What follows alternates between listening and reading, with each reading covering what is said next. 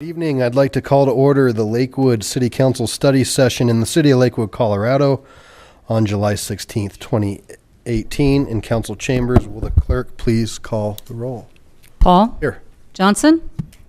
Here. Vincent? Vita? Here. Franks? Here. Roybal? Here. Gutwein? Skilling? Here. Harrison? Here. Abel? Here. LeBure? Here.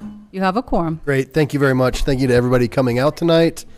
And for those of you who may be here or viewing, Councilor Gutwein is coming in hot, but there was a meeting previous to this that just ended. So we are actually starting a couple minutes late, and I'd like to welcome you all to Chambers and welcome those tuning in.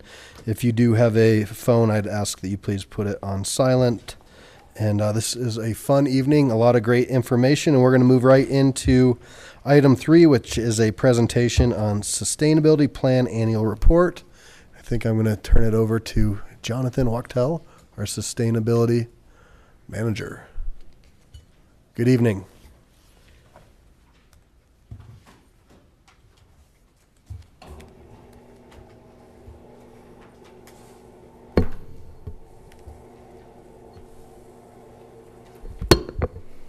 Good evening, Mayor, City Council. Thank you for the opportunity to spend some time with you this evening. I'm Jonathan Wachtel, the Sustainability Division Manager in the Planning Department. And I'm here tonight also with Lynn Coppage, our Senior Sustainability Planner. And we are here to give you our annual update on our progress towards implementing the City of Lakewood's 2015 Sustainability Plan. I also want to acknowledge Nora Bland, our sustainability intern, who's not here tonight, but who contributed significantly to all the data collection and the design and layout of this year's annual report. So it's hard to believe, but it's been a little over 5 years since the city formed the Sustainability Division in the Planning Department, and 3 years now since the adoption of the city's first sustainability plan. And since we're at our 5-year mark, I thought it might be worthwhile to take a look back at how we've progressed before we highlight this year's projects. So to go back to the very beginning, when the Sustainability Division was formed in 2013, City Council endorsed a sustainability framework. And that framework established a work plan for our newly formed Sustainability Division and communicated the city's commitment to being a leader in enhancing community sustainability. That framework communicated the city's determination to, quote, protect the unique and vibrant quality of life which generations before us have enjoyed and which generations to follow equally deserve. In a very forward-thinking manner, that framework also introduced a critical concept of sustainability, which is the idea of looking at the triple bottom line, meaning that the best decisions are the ones that don't just maximize economic benefit, but that enhance our economic, environmental, and social well-being. That framework also established some guiding principles that the city should look to ensure we were creating a culture of permanence that would foster a vibrant and healthy community. And those principles included leading intelligently and holistically with collaborative and transparent processes, building wisely, moving smartly with multimodal transportation systems, conserving our resources, protecting our water and our air, supporting community health and wellness, embracing our natural and cultural beauty, fostering vibrant neighborhoods, and preparing for the changing impacts of environmental change. So our division took that charge and those principles and went ahead to implement the work plan, which meant rolling up our sleeves and beginning the process of creating a robust city sustainability plan. Get ahead of myself here. We gathered the best data that we could find, and we solicited help from Lakewood residents, city staff, experts in the field of energy, public health, natural resource management, waste management, transportation, climate science, economic development. You get the idea. And we developed an award-winning metric-based sustainability plan with very thoughtful goals and targets and detailed implementation strategies to help us achieve those goals. And in May of 2015, City Council adopted that plan. So we're here tonight to give you an update on how we're doing towards implementing those targets. So we're 3 years into that implementation process, and the plan, I believe, is more relevant than ever as we continue to face significant challenges with the potential to impact our community's long-term quality of life. You all are very familiar with those challenges in your roles: population growth, cost of living, housing availability, transportation infrastructure, air and water quality, changing climate and its range of existing and potential future impacts, just to name some of them. And what's exciting is to think about the role that cities as leaders, and Lakewood among them, are playing in addressing these very complex and difficult challenges.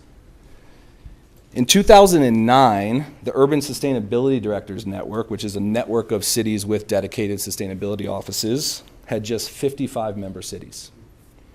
When we joined the network in 2014, that number had just surpassed 100 members, and that network has now grown to 185 member cities and counties, with more than half of these members joining just in the past 5 years. And you can see on the slide, this is an exercise that network does every year to analyze the connectivity and the interactions among members, helping each other address and solve a lot of these big challenges. It's pretty cool. In Colorado, there are now at least 12 cities with dedicated sustainability offices, and many more that are beginning to direct staff to address these issues. Nationally, there's more than 400 cities representing 70 million Americans that have a mayor that pledged commitment as part of the Climate Mayors Network to reduce greenhouse gas emissions in line with the Paris Accord. And there are more than 9,000 cities globally that represent 750 million people that have made similar commitments through the Global Covenant of Mayors. And these cities are really doing amazing work, and it's an honor, and we benefit from their innovation. These are cities that are charting pathways, over a dozen U.S. cities right now, towards achieving 80% or higher reductions in their greenhouse gas emissions. There are dozens of cities working together to do bulk purchasing bids, to solicit bulk purchasing bids from automobile manufacturers to enable the procurement of 100% electric vehicles for their city fleets and buses. Cities are working together to accelerate adoption of renewable heating systems and cooling systems, develop new utility models, revolutionize urban food systems, create innovative ways to deal with waste like organic waste collection and processing, completely reinventing our infrastructure with smart city technologies. And it kind of goes on. And we, luckily, get to benefit from that network. And so we're very proud of that. And I think we can be proud of the role we play as we share our innovations, like the Sustainable Neighborhoods program, with those cities as well. So I think our plan was forward-thinking. A lot of those challenges and calls to action are in our plan. Those are things like asking and directing us as a city to accelerate our transition to clean energy and fuels, to become more efficient in how we consume resources, to become more efficient in how we manage waste, enhancing our multimodal transportation and smart transportation infrastructure, continuing to be stewards of our parks and our open spaces and our places of cultural importance, to ensure that we build high-quality, resource-efficient, and healthy buildings and neighborhoods. Great example that we'll talk about tonight of the new building code update. To ensure our residents find high-quality jobs, have support services, and to do our part reducing greenhouse gas emissions. So as we look back, those are all really great things in our plan. The question is tonight, how are we doing in achieving those? Well, we're lucky to have help from every city department, to have hundreds of resident volunteers, business leaders, passionate neighborhood groups, agency partners that are all helping us make significant progress in our plan. But I also do want to note that there are some areas that we are not making enough progress at this point and we're not quite on target for. So this year you'll notice in your annual report document that we've added a few elements in an effort to be as transparent as possible in how we report our progress. So the first of those is a new column in our progress snapshot graphics for each of the plan chapters, and that's this status column at the end. And this notes whether or not we are on track to meet our 10-year or our 2025 targets. And the quick answer to what you're probably asking yourselves right now is, how are we doing? Well, we're on track for 12 of those targets. We're not on track for 14 of those targets. And there's 10 targets where we don't have sufficient data at this point to know how we're doing. So we still need to get there. The second element we've added to really keep ourselves accountable is a new appendix in the back of the annual report. And that evaluates how we're doing on the actual job of implementing the strategies that were contained in the plan. And we came up with this symbol that helps kind of communicate, are we complete? Are we making significant progress? Are we underway, or have we not yet started? And keep in mind that while there's only 3 complete, many of these are very robust strategies that have multiple steps. So what's really good to see is the ones that we have made significant progress, or that we are at least underway and undertaking. So our hope is that these additional elements will continue to keep us accountable as we continue to work to achieve the community vision. We've made incredible strides forward, but we do definitely have a long way to go. So I'm going to invite Lynn Coppage, Sustainability Planner, up to go over some of the highlights of what we have achieved this year, and then also to share some of the really exciting projects that we're excited about working on in the next couple of months. And then when she's done, we'll be happy to field your questions and answer anything you have. So thank you very much for your time. Thank you. Lynn.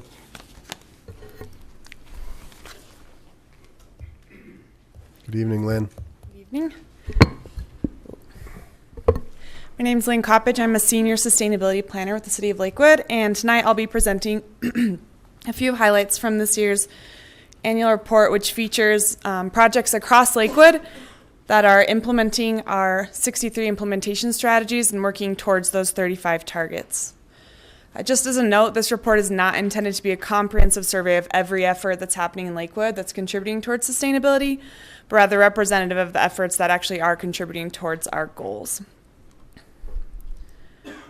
As a reminder, and Jonathan alluded to this a little bit earlier, each of the plan's targets and implementation strategies were developed through a robust community process that was data-driven and enabled us to set feasible targets and create implementation strategies that act as a blueprint so that we can achieve those targets. And each of the strategies begin with a summary statement and then are followed by multiple steps.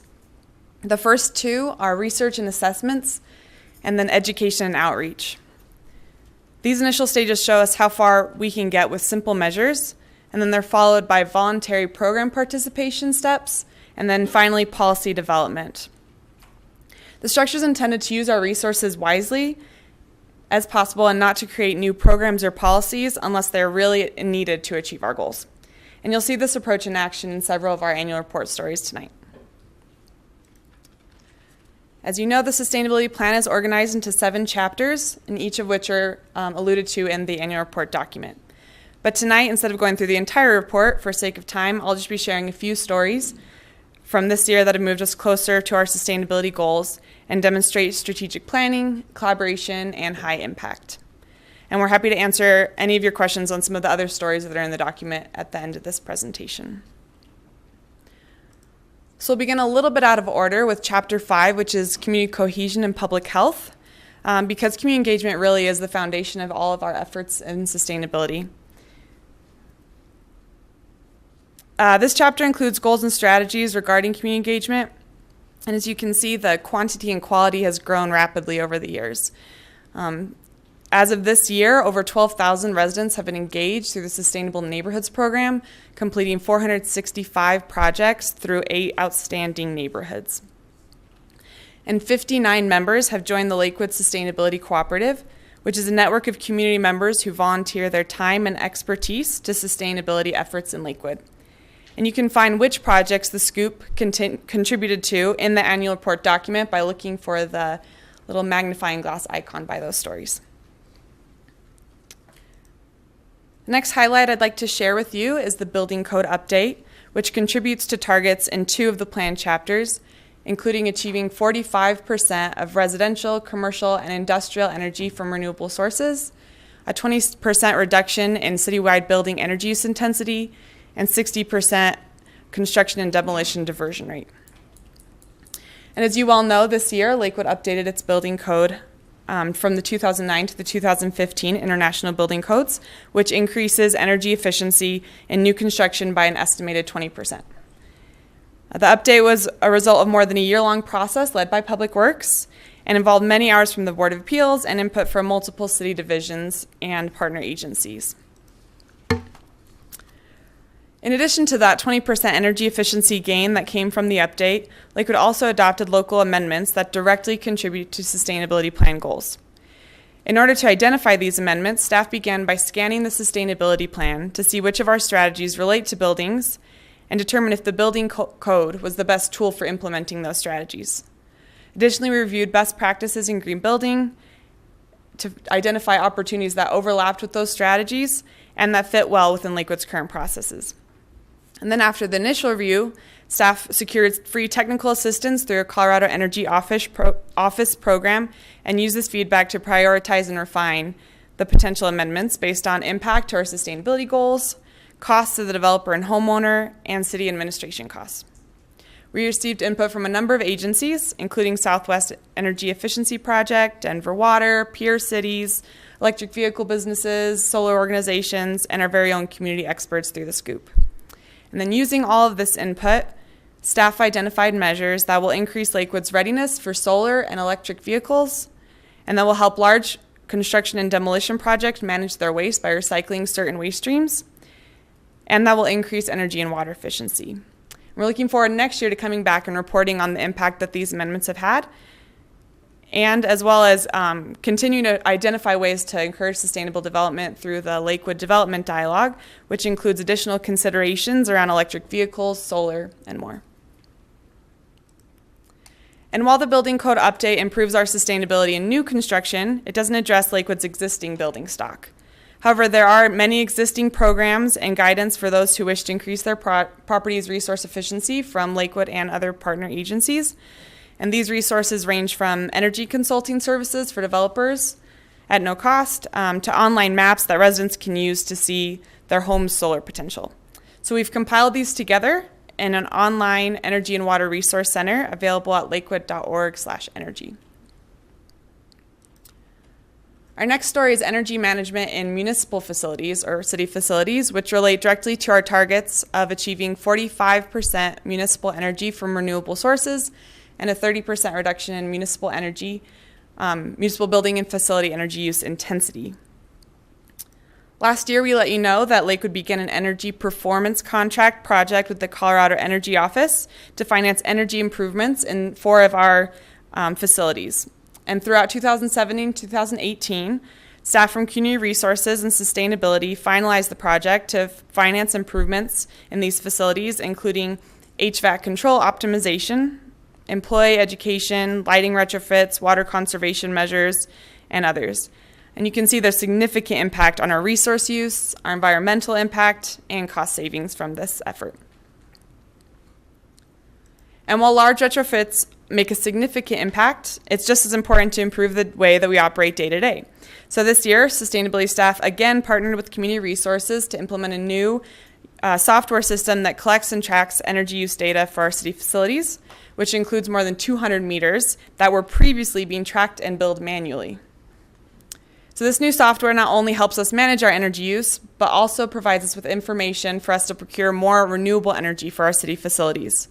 Just this past month, Lakewood subscribed to 293 kilowatts of solar energy through Xcel's Renewable Connect program, which is in addition to the 274 kilowatts that we secured from the Community Solar Garden. And the last energy effort I'd like to highlight is a new approach to partnership between the City of Lakewood and Xcel Energy. In response to the letter submitted by yourselves to Xcel in support of our energy goals, the City and Xcel formed the Energy Future Collaborative, which focuses on finding ways to advance Lakewood's energy goals. The partnership was formalized through a 3-step process that includes a memorandum of understanding, and this followed by a list of broad focused areas such as achieving 100% renewable electricity for our city facilities, increasing participation in community programs, and improving data collection and analysis. And the last step is to develop an itemized work plan that will be updated annually and will identify specific projects that we can collaborate on every year. So these initiatives, along with Xcel's increasing supply of renewable energy, are keeping us on track to reach our target for electricity generation. You can see that 28% of our electricity comes from renewable sources right now, and Xcel is projecting 55% of its sources to be renewable by 2026. However, energy use also includes gas for heating and vehicles. So with these included, we actually are not on track to meet our target. And this is a challenge that a lot of cities are facing. So we are participating in working groups to come up with solutions for these industries. On to our zero waste chapter. the first story I'd like to highlight is the Recycling Education Campaign, which speaks directly to our 60% diversion rate goal for residences and community-wide. In the spring, this past spring in 2018, and in response to your directive, Lakewood launched the Recycle It's Good for Lakewood campaign to promote the community benefits of recycling and increase the amount of material that we're sending to recycling facilities rather than the landfill. And the campaign reached nearly 150,000 people on social media, and nearly 3,000 through the project website, made more than 7 million impressions through advertising, and recognized 11 zero waste champions. And while education is the foundation of any sustainability effort, we again recognize that we are far from meeting our target of 60%. So we continue to pursue other ways to increase our diversion both in our community and city facilities, one of which includes addressing how waste is handled in our neighborhoods. So this June, we began the Roundtable on Residential Trash Collection effort as an invitation for residents to share their thoughts on residential trash collection. And we recognize this is a controversial topic with opinions across the board. So we're using the summer to collect opinions and ideas in a number of ways, including an interactive website at lakewoodtogether.org, kiosks located at community centers and recreation centers, and in person as the sustainability team travels to parks, concerts, and markets, and anywhere you see the minivan with the Roundtable magnet on the side. The city will use the feedback gathered all summer to inform potential policy and program changes in response to residents' concerns and ideas. And the next story I'd like to talk about in the Zero Waste chapter is how we're doing in our own city facilities. And we have specific targets, reaching 80% diversion rate at the Civic Center, reaching specific diversion rates at specific facilities, and achieving a 90% diversion rate at our Earth Day and Cider Day events. Staff from across the city are continuing to lead and improve zero waste efforts at our facilities. We especially want to highlight the Family Services Division, which added compost collection to 2 of Lakewood's Head Start classrooms in 2017, and they're expanding to another 2 Head Start classrooms later this year. It's exciting to expand. The combination of day-to-day zero waste practices and employee volunteering to host zero waste events, volunteering as far as diving into the trash can to divert that waste, and that's a shout out to Greg Colucci, is resulting in the diversion of more than 17,000 pounds of waste each month, and that's more than about 55 households, how much they'll generate in a month that we're keeping at that landfill. It's a lot of great work from our employees. In our natural systems chapters, we want to quickly highlight 2 efforts that are reaching our goals of mitigating our effects on the natural environment and enhancing our climate resilience. The first is our annual Earth Day celebration, one of our favorites. Despite the snowy weather and cold and wet and rain, Lakewood's 2018 Earth Day celebration was an outstanding success, spreading environmental awareness to over 1,000 attendees who enjoyed live food, music, beer garden, interactive art, electric vehicle displays, and more than 50 vendors. And Lakewood continues to show environmental stewardship the other 364 days of the year. This past year, our city's golf courses were recognized with an Environmental Leaders in Golf Award. And our park staff saved water, reduced air pollution, and beautified city streets through median renovations. And this past June, our park staff were recognized as a model for sustainable park management by Denver Water. And our neighborhoods lead as well. As you heard, the June 11th Sustainable Neighborhood Recognition, Morse Park Sustainable Neighborhood began a tree planting program that continues today. And the IBER Be Safe initiative continues to grow, creating resources for residents and expanding to other Lakewood neighborhoods. And finally, in our sustainable transportation chapter, a few stories we'd like to highlight around commuter programs and our operations and infrastructure that meet our goals. Begin with our employee commuter program. This year we expanded our program after years of struggling with options for bus passes and challenges to encourage folks to walk or take transit or bike to work. The Employee Relations and Sustainability Divisions partnered together to create a unique commuter program tailored for a suburban employer like Lakewood so that we can share that model with others. The program pieces together several strategies so that it'll work for the diverse pool of employees commuting in Lakewood. It includes free monthly bike tune-ups from Green Mountain Sports, a free bike share program, an online carpool matching tool, and a brand new rewards program for employees who walk, bike, carpool, or take transit to work. Employees log their trips and receive a financial reward at the end of the season based on how many trips they've logged. So since the program's launched just this past May, 50 employees have logged more than 12,000 miles between work and home using sustainable transportation options and preventing 1,500 metric tons of carbon. But transportation is more than commuting behaviors. This year, Lakewood staff helped make our transportation infrastructure more sustainable by updating the citywide plan, and our City Streets Division found a sustainable outlet for debris collected by street sweepers. Over a 6-month period, 600 cubic yards of debris was separated and recycled to be used at Lakewood's Thunder Valley as mixed with the track's dirt. Creative solution. So as I mentioned, these are only a few of the stories of the many efforts that are happening in Lakewood. However, there's a lot left to do to achieve our goals, and we have a few projects that we're excited about in this coming year. We're continuing to pursue renewable energy sources for our city facilities through subscription programs and rooftop solar opportunities. And we're partnering with Mile High Youth Corps on a program to provide energy and water conservation to low-income homes while training youth in these industries.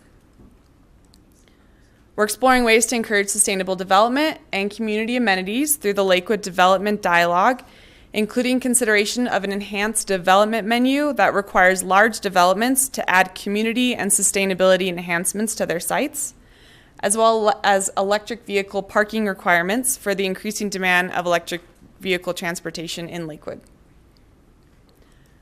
We'll continue to engage with the community around residential trash collection to identify a path forward, and we encourage all listening to join the conversation at lakewoodtogether.org. And we're partnering with other cities in the region to host the Urban Sustainable Directors Network annual meeting in October of this year. We'll be hosting a tour where we'll be showcasing the years of community investment along West Colfax to city sustainability directors from around the country. And we are very excited to announce a partnership with Dunston and Carmody Middle Schools to create a kid-friendly version of the sustainability plan.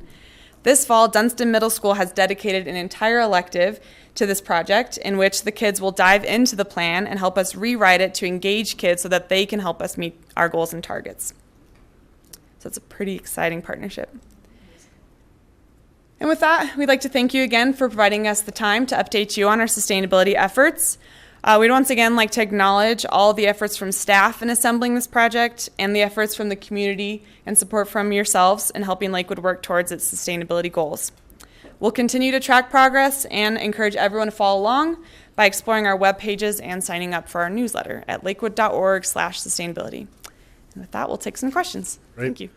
Well done. So before I go to questions, I'm going to open up our public input portion for this topic. And so we welcome folks to come and speak on this particular subject or anything that you heard, or give us any insight, which I think we will hear from this list that I see signed up. 3 minutes is the time limit. 2.5, your little box up here will be green. Then it'll go yellow for 30 seconds and then red when your 3 minutes is up. And I'm going to kick it off with Don. Come on down. Good evening. Good evening. I got a handout for everybody here.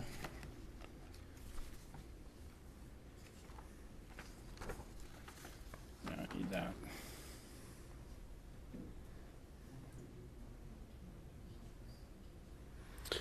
And we can turn on, if you want to show that to the audience, we can turn on our overhead. And then lastly, if you talk into the mic so everybody can hear, we're good to go. Okay. My name is Don Sorensen. I live in Ward 1. I'm an electrical engineer by training. And first of all, I want to applaud Jonathan and Lynn for the fantastic job they do. I have the opportunity to work with them at Earth Day, and it was fantastic. I really enjoyed participating with them. And they always accept our input, even though we get pretty focused on some topics occasionally. So anyway, tonight there's several of us that want to talk to you again about energy and energy efficiency. And so I'm going to kick it off by talking about this particular diagram that I threw together that illustrates the value chain of energy efficiency and renewable energy.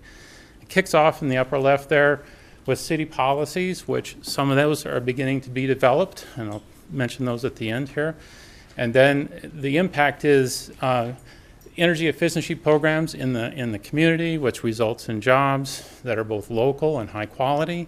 That in turn results in consumer savings, which in turn results in spending. And that spending typically is local spending that is to the benefit of the community, and also it feeds back then to the city in terms of income. So we have reduced costs for low and moderate income families. We have employment opportunities for people that are looking for an opportunity to become engaged in this part of the economy. And then we have the long-term benefits that come from reduced energy costs for all of us. So if you flip the page over. Renewable energy and energy efficiency helps housing become more affordable.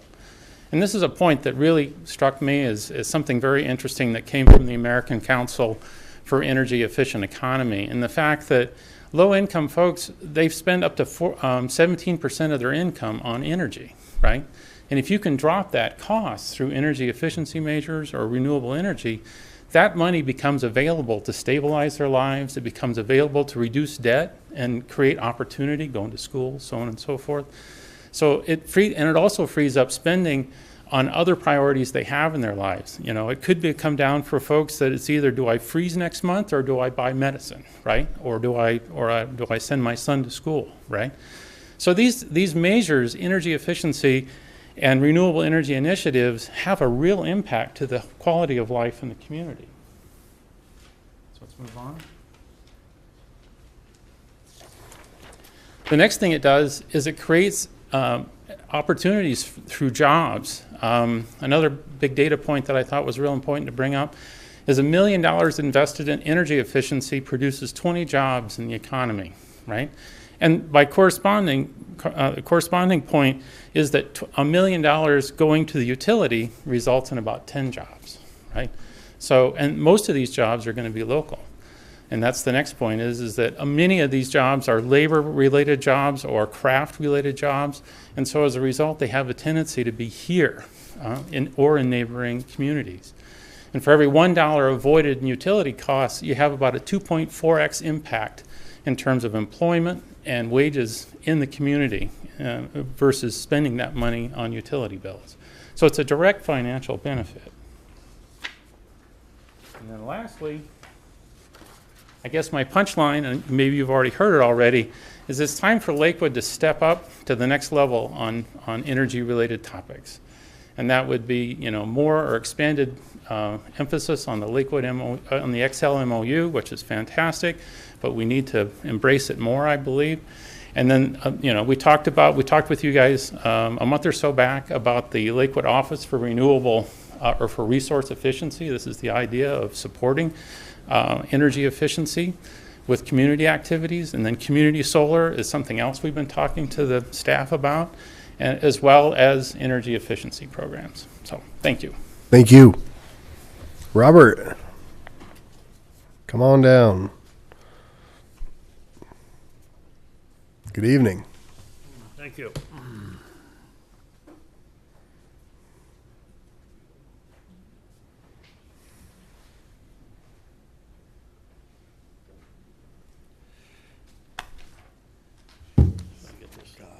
Kick-ass bluegrass band. Yeah, he's a banjo player, his son Aaron. Oh, like this, sorry. Great. Can we get you? Okay, well, good evening. I'm Robert Youngberg. I moved here in about 1991 with my son, and he went through Green Mountain High School and so on. And first, I want to congratulate the mayor, the sustainability plan staff, and the city councilors for their excellent job on the sustainability plan. And also on the current process of the major upgrade to the International Building Code, and of course the ongoing MOU with the Xcel Energy. And of course we know that has been explained over, and I'm sure you all know that the sustainability includes energy, water, built environment, economy, waste, public health, natural systems, transportation, et cetera. And of course the plan is a plan, and now we're on that mode of implementing. My comments, sorry, I keep wanting to turn it down. My comments today are focused on energy and the built environment, and been at this for many decades. And I guess my number one message all the time is don't use it in the first place. You do everything you can to conserve energy. The wide variety of options, as far as in terms of the residential, commercial, public buildings, et cetera, replacing windows, LEDs, upgraded insulation. I think you're all pretty much familiar with that. And a lot of people are think, well, I've got a relatively new building. It's only 10 or 20 years old. It's good shape. Wrong. I'll give a quick example of my own residence, which was built about 22 years ago. I did a brief inspection after we bought the home of the attic insulation, the old furnace, air conditioner, water heater, et cetera. And I realized that, yes, major improvements need to be made there. I contracted with a company to do attic insulation, sidewall insulation, extensive work to seal the major air infiltration issues, et cetera. Start keeping detailed track of my energy bills. And I come up with about a 60% reduction in heating and air conditioning load and about a 60% reduction in electrical load. And then I contract with a local solar company. You can see the statistics there if you're interested. I don't have any electric bill from about mid-November till mid-January, from a minor electric bill from mid-November to mid-January, and then no electric bill the rest of the year. I get a full 11.5 cents credit under the Xcel net metering program, and anything left over at the end of the year, I get paid for that by the electric company. And my 20-year amortized cost of electricity is about 5.5 cents a kilowatt, and the cost of the system was about 1.5% of the cost of the home. And I get daily, hourly reports like this on my cell phone, the production of the electricity, the weekly, monthly bills, and I can even go online and see exactly on my cell phone exactly how every one of those panels are producing. Last month, I got a note in my online electric bill from the Xcel company. Said you are using 91% less energy than your energy efficient neighbors, and about 95% less energy on than the rest of the neighbors. This gas and electric.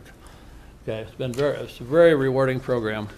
We're going to throw some other numbers in here. There's been a lot of studies like Don mentioned, in terms of what kind of benefit this has to the city of Lakewood. If everybody would do this, there's been any number of studies. We come up with numbers that state of Michigan also did a similar study recently. Somewhere about $100 million economic benefit to the city of Lakewood per year. And I'd be more than happy to discuss those detailed numbers. And yeah, this was the Michigan study, about $150 million for Lakewood, including all the other energy efficiency, and about $1.5 billion over 10 years. So hopefully that is of interest to the City Council. And the other thing, I want to believe a challenge of investing in Lakewood. So this is one of the few things that we can do as a city council, and as leaders in the community to get the benefits of our investment right now. We don't have to wait till say we remodel the kitchen and then the house gets sold, 10 or 20 years from now. I'm 72. I doubt if I'm going to be around for 25 years. But if I want to do sell the house, I think one of the selling points is, hey, you're not going to have any electric bill for the next 20 years or so. That's the selling point. Okay. We want to particularly draw your attention to the community solar program. Last year, Golden voted in by 80% to dedicate some of their land to the community solar program.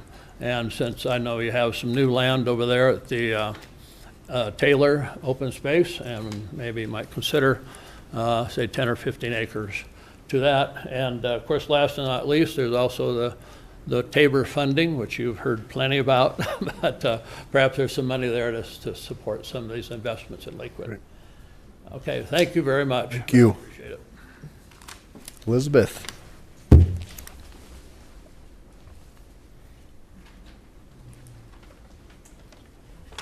Good evening, welcome. Good evening, Mayor Paul and City Councilors. I'm Elizabeth Molinar, and I am a resident of Ward 1. I'm an anthropologist who specializes in the social cultural impacts of energy production and consumption, and I'm also an active member in the Sustainable IBER Neighborhood Network group. I want to take the opportunity today to comment on the sustainability plan and particularly energy, as the previous two speakers. First of all, I want to commend the city on having a sustainability plan and the ambitious goals set forth in it. As I mentioned to you before, during the City Council meeting of February 21st, sustainability is not a partisan issue. It is simply being prepared for the future. I also want to thank the city for making it possible for citizens to play an active role in discussing and attaining sustainability goals through, for instance, the Sustainability Network, Neighborhood Network, and also the SCOOP meetings and, these opportunities. The city accomplished a great deal in the past year, and I'm so pleased with its broad approach to sustainability. Yet it is seriously behind on its targets when it comes to greenhouse gas emissions and switching to renewables. If we are serious about reaching the goals in the sustainability plan, which I assume everyone here is, we must be critical of our approach to energy production and consumption. During the last SCOOP meeting regarding the work plan for 2018 with Excel, I learned that the partnership with Excel does not contribute much in furthering our sustainability goals. The city needs to put more resources behind its part of the partnership. To take better advantage of working with Excel, Lakewood could be leveraging its own funds. This could, for instance, be attained through setting up a RAMP Core program, such as in Pitkin County, and to generate other resources. I would like to urge the city to set up a budget for 2019 that allows for such leveraging so citizens can fully take advantage of rebates, education, and financing, and improve the energy efficiency of residential buildings. This will benefit both homeowners and renters and will make it particularly more manageable for lower income families to reduce their energy bills. Moreover, by improving energy efficiency, less money will flow out of state to the energy company and can be spent in the Lakewood economy. As illustrated by Dawn, energy efficiency leads to economic gain. Tonight, I would ask the City Council to reflect on the implementation of the sustainability plan. What needs to be put in or done in order to reach our goals realistically? And in the year to come, create a budget that will support that. Since sustainability is being prepared for the future, it is often thought of as something that can be done later. But action should be taken now so that Lakewood can secure that future. Thank you. Thank you. Barb?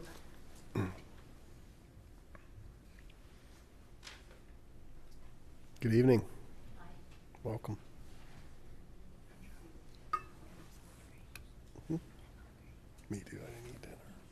Yeah, good evening, everybody. Nice to see you. And I'm just going to repeat a lot of the things these folks have said, but some new ideas as well.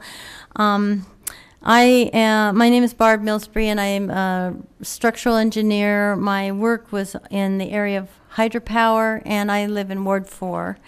And I applaud the foresight of making the sustainability department and the plan, producing a plan and trying to undertake these goals. And I also appreciate the opportunity for citizens to participate, because once these sustainable neighborhoods got started, there were a lot of us who are like, sweet, this is good. This is what we want to do. We've been hoping to get this going. And we know that in the sustainability division that additional staff are needed because they're heavily burdened, the 2.5 people that are working there. And I realize that money is always the issue, and I would suggest, though, that the need is great, and the city, as has been pointed out, will experience economic benefits as more of the plan is carried out. Dedicated liaisons within all of the divisions and departments of our city government who will serve as proponents for the goals for the sustainability plan could play a huge role in keeping this plan front and center when decisions are being made. And I looked online at the Lakewood website to see which departments. The city manager's office, and I was happy to know you have your own water bottle with you. Thank you for doing that. But it's responsible for the design, implementation, and oversight of all programs necessary to meet the city council's mission, commitment to residents, and core community values. So an advocate in the city manager's office for sustainability goals would be super important and very useful. In the finance department, as these guys have talked about, they have property management and land acquisition, whose responsibilities include acquisitions of land and real property interests necessary to meet the needs of the city. Again, here a liaison would be really valuable in finding a place for a solar garden. This could really benefit the city of Lakewood, and we should be pursuing that. The Public Works Department oversees bicycle system, master plans, streetlights, transportation planning, infrastructure development, recycling. So without a doubt, a liaison there would work to reach many of the sustainability goals. Then that would make our city work together, and I'm not sure that all that advocacy is currently in place. So kind of to recap, if you invest in renewable energy and energy efficiency, the money stays in the community, helps create jobs, and in general benefits the community. And it's important to find ways to assist low and middle income families so they can experience the savings in energy and money through energy efficiency. Those are pretty simple things that can be done. And it's important to provide additional budget to work on the sustainability goals and to provide, hopefully among existing staff, liaisons to promote sustainability as decisions are being made.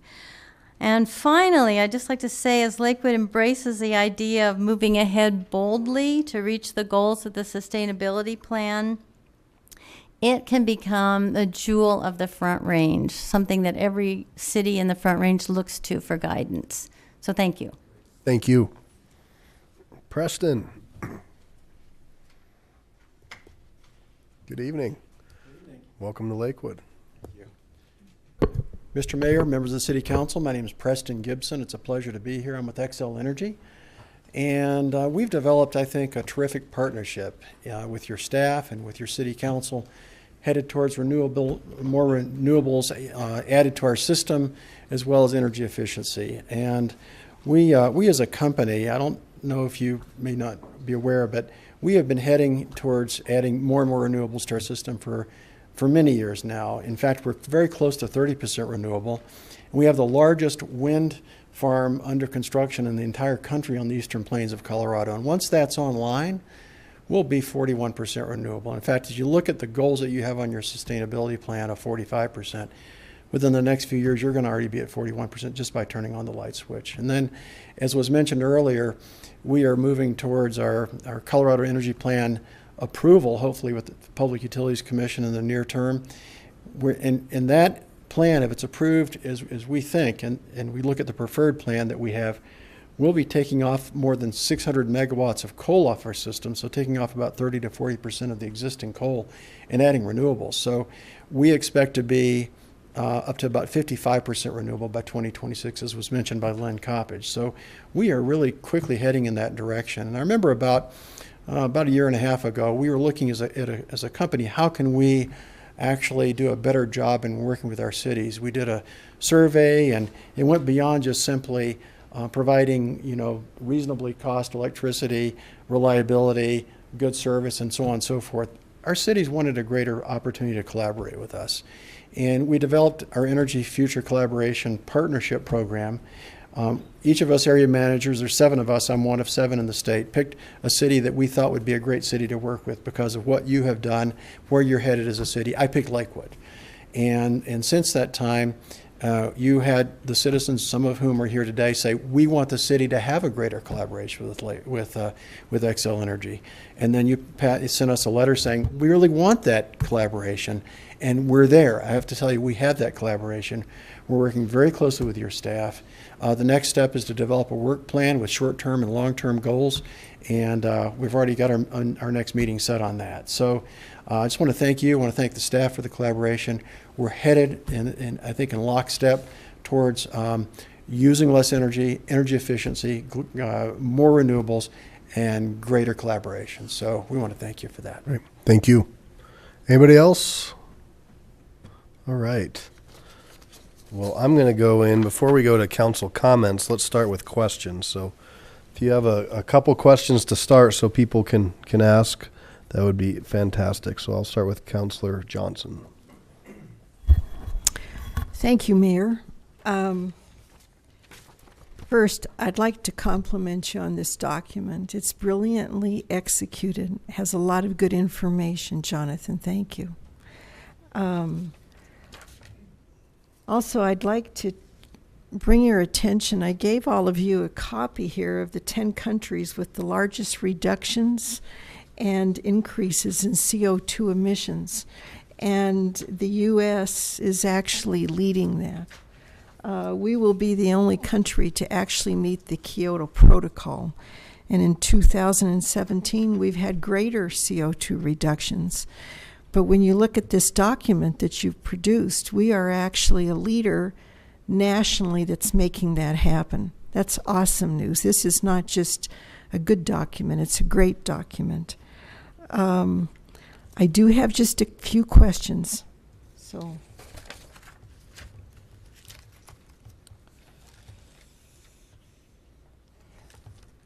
it was mentioned in here regarding electric cars. Yeah. And I think that's a great idea. I support that. However, I'd just like to know how many electric cars we think are already out there. And we've also got information in here in order to have, for lack of a better word, docking stations. I'd like to know, what are we looking at regarding the cost per docking station? And when somebody drives up to, I guess, plug into it, do they pay for that? Because they're actually getting energy to run their car. How does that work? Those are great questions, and fortunately, we've actually done a tremendous amount of research on exactly those topics for I knew you Lakewood did. Development Dialogue. I don't necessarily have all of it right in front of me, but we probably can pull some of it up. Give me 1 second here. But we do, you'll see on page 55 of the report, does have numbers for the number of electric vehicles registered in Jefferson County, which was 631 all-electric vehicles just in 2017 and 5,315 electric hybrid vehicles. Jefferson County actually has a very high adoption rate of electric vehicles. I think there's as many in Jefferson County as there are in Boulder and in Denver. And every time a report comes out, there's been many over the last few years, including one that just came out from NREL in the state. The projections on the number of vehicles, electric vehicles that will be on the road, keep outpacing by tremendous numbers the report that came out previously. So It's going up exponentially. exactly. And so when we looked at that for the development dialogue materials that I know are still being considered, we really looked at what does that mean as a trend over time and what percentage of vehicles might we expect on the road in Lakewood in 5 years, in 10 years, and 15 years. So we do have all that, and I'm happy to get you that after the meeting. When it comes to the cost, as part of the building code update and the pre-wiring requirements, and as part of the development dialogue, we examined what the costs were to install, so what's it going to cost on the building side, or if we were to adopt requirements in our parking codes that said, you know, for every 30 spots you need to provide one electric vehicle, what would that cost? And it depends on whether you're in a parking garage or you're on a surface lot, but Lynn's quick on the draw here. And so a parking garage Pre-wiring a space, just getting all the infrastructure in place, is $1,000 to $2,000. If you do it ahead of time, it's much more expensive if you have to come back and retrofit it. A surface parking lot is $3,000 to $4,000 per spot. Obviously, $5,000 or so with the actual charging machine in there, and that can serve 2 spaces, much like the one we have out here. What did you say the cost was for? To install the actual, wiring, charging, and installation. This is based on some local bids that we got. You're talking $5,000 to $7,000 per station. So put that in perspective. That's less than you might pay to install one additional light fix, high efficiency light fixture in a parking lot or something. So it's pretty. We've got a lot of that data we can provide you. As far as the customer, the car owner pulling up and plugging in, that varies, right? I mean, these are stations that generally are managed by a private company, and they set their rates. And so as the owner of the station, you can work with that provider and determine what you want to charge people for the spot, for the energy. Many of them work on a kind of demand style charge. That seems to be the best practice. So they might start very inexpensive, but then to encourage people to kind of disconnect and move on and make the spot available for someone else, the price may escalate after a certain amount of time. But just to give you an idea, out here on our station, I believe you pay 50 cents an hour to charge your vehicle until you hit a couple hours, and then it jumps up just to make sure people move on. Okay. But there's other stations around the city that are free, others that charge more. So it really varies based on the market. Okay, and we were talking, or in the document, it also talks about the sustainable neighborhoods, and I think there's 8. There's 8 in Lakewood, correct? Do we know how many potential neighborhoods we could have that would get involved in that? We get inquiries on a very regular basis from neighborhoods around the city that want to get involved with the program, and it's just a matter of capacity and our ability to manage and provide the adequate level of service to all those neighborhoods. And because we let neighborhoods define their own boundaries, we try to align it with an existing neighborhood organization or an HOA, but we really range in size. We have the very large ones like Green Mountain, and we have very small ones like Lake Lockwood Village. So the answer to your question is difficult, because if a bunch of small HOAs wanted to join the program, we could have 100. Okay. If they continue to be larger in scale, may just be a dozen. But we had a target in the plan to have, I believe, 12 sustainable neighborhoods certified as outstanding by 2025, and right now we're at 8. So we are on track for that target. Okay.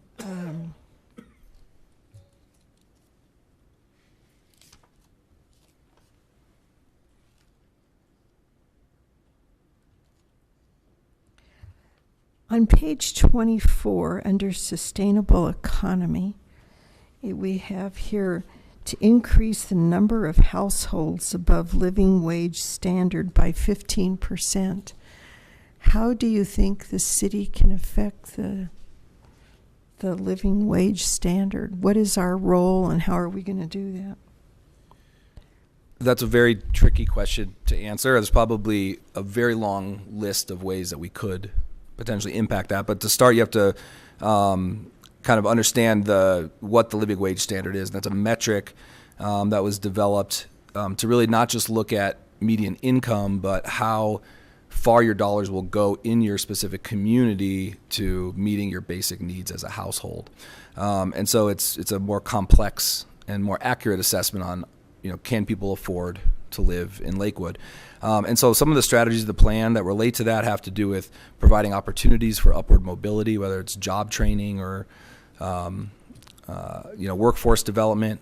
There's a lot, as you heard, about reducing household costs. So energy efficiency can go a long way to helping people, households' costs go down, thereby increasing their ability to meet a living wage.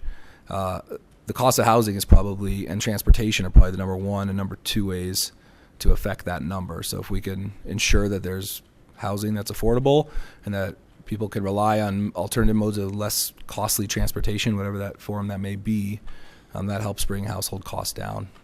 And that changes that. You can either increase wages or decrease costs to level out that metric. So you have to do one or the other.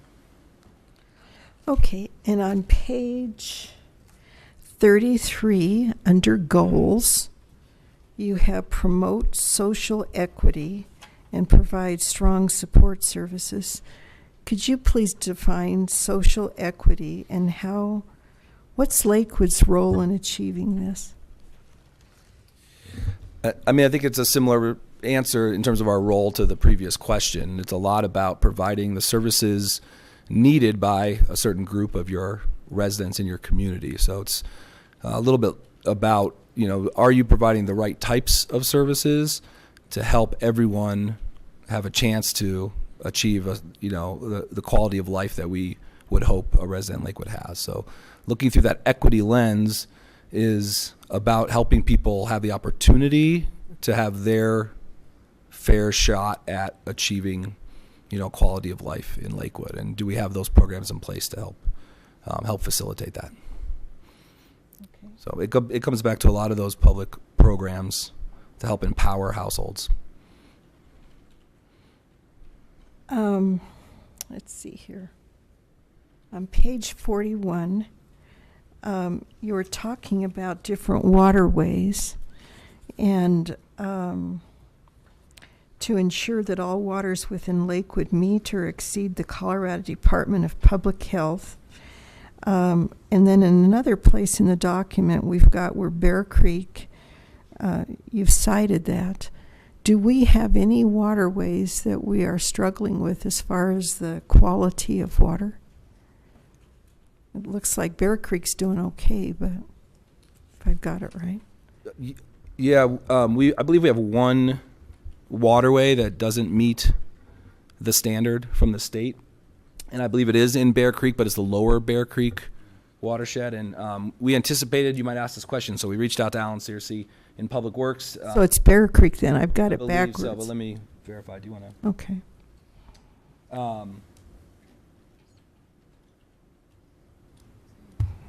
It sounds like there's a lot of effort going on right now between the EPA, the U.S. Army Corps, Lakewood, and the Bear Creek Watershed Association to address that issue. They've been working on it quite a bit, and they're doing a lot of modeling, and there's been community programs. So I'm probably not the right person to really give you all those details. I'm happy to follow up. No, I understand. That'd be good. I'd like to know what the problem is there. The specific problem, I'm not sure I'll be able to explain exactly what it means, but it's has to do with the level of nutrient impairment in the stream. Phosphorus and chlorine, it looks like. Phosphorus, okay. And on page 73, Jonathan, in the middle portion under your metrics, we've got the indicator for annual vehicles mile traveled in street maintenance operations. And it looks like the baseline was 156,800, but it's actually gone up to 239. Do we have any idea what's going on there and why that number has increased? Looks like we're doing more driving with our own vehicles. Unless I'm reading it wrong. No, I don't think you're reading it wrong. It's just a very, the reason it's an indicator, it's not a target. So just to differentiate, the targets are the kind of numerical representation of our goals. We're working towards this goal and this is what we mean. And the indicators are these bits of information that might help us understand trends or what's happening out there. So that one is a very difficult one to really use as an indicator, and we're learning a lot about metric-based plans as this is our first one. We probably have too many indicators in here, but that's a very seasonal dependent metric, right? So if we have a few extra snowstorms in a year, how many more miles does our fleet end up driving just in snowplows would be a good example. Or if there's certain additional street sweeping requirements or things like that can really change our fleet miles driven. So it's hard because weather can play such a big role. It looks like it's gone up 53%. That's why it just kind of stood out for me. So thank you. Actually, the document is well done. Thank you. Thank you. All right, let's continue with questions. Ms. Gutwein. Sorry, I had a hair in my mouth. Thank you. This is just an incredible program and update. So innovative. So thank you very much. And I just had a couple questions. So it sounds like one of the goals that we are not on track for is our energy consumption. Is that correct? Or energy reduction? Yeah, that's a very tricky metric. I mean, a target to achieve, right? I mean, we have a 20% reduction target community-wide, and that, the new building code will help us with new buildings, but as we know, our community is very built out, and we have to figure out how to help property owners retrofit their buildings, and that takes robust programs and a lot of resources to help people do that. So that was my next question is, what are the key things that in the plan, I imagine we've already kind of exhausted all the lowest hanging fruit, but to get on track, what would that look like? I mean, I think there's always more outreach that resources that we can try to provide to the community. So we shouldn't assume that what we've done is enough. We can always keep doing more. But after that, you need robust programs. You need, cities around the country have been working on this, and everyone struggles. Just so you know, it's not just us. But a lot of cities have put in place, programs where there's a dedicated funding stream to help,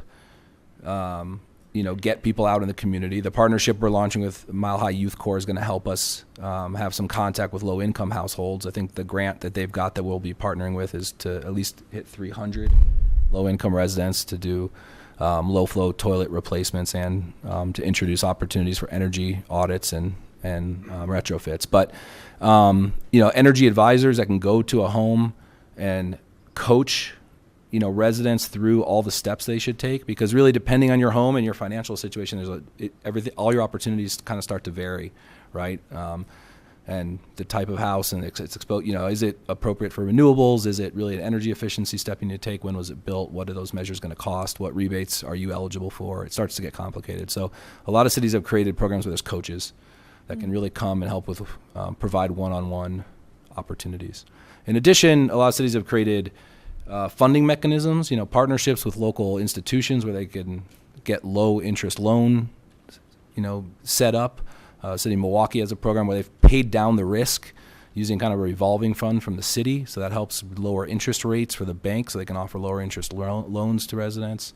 Benchmarking for commercial buildings would be really big, simply like what we're doing with our new software, the ability to understand energy use and see the peaks and inefficiencies just by having all that data in front of you, and there's software that can really do that. That knocks 2% off generally just by starting to measure before you even really put dollar investments in, just because you can find behavioral improvements. So it's a really wide range, and there's not a silver bullet. You have to take all these different types of programs and bring them all together, and you got to have the capacity to kind of coordinate it and keep it going.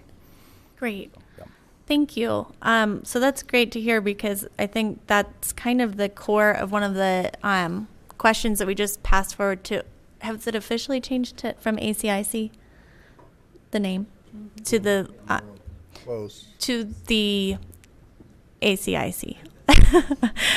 So that's great. That was my question. Thank you. Mr. Skilling.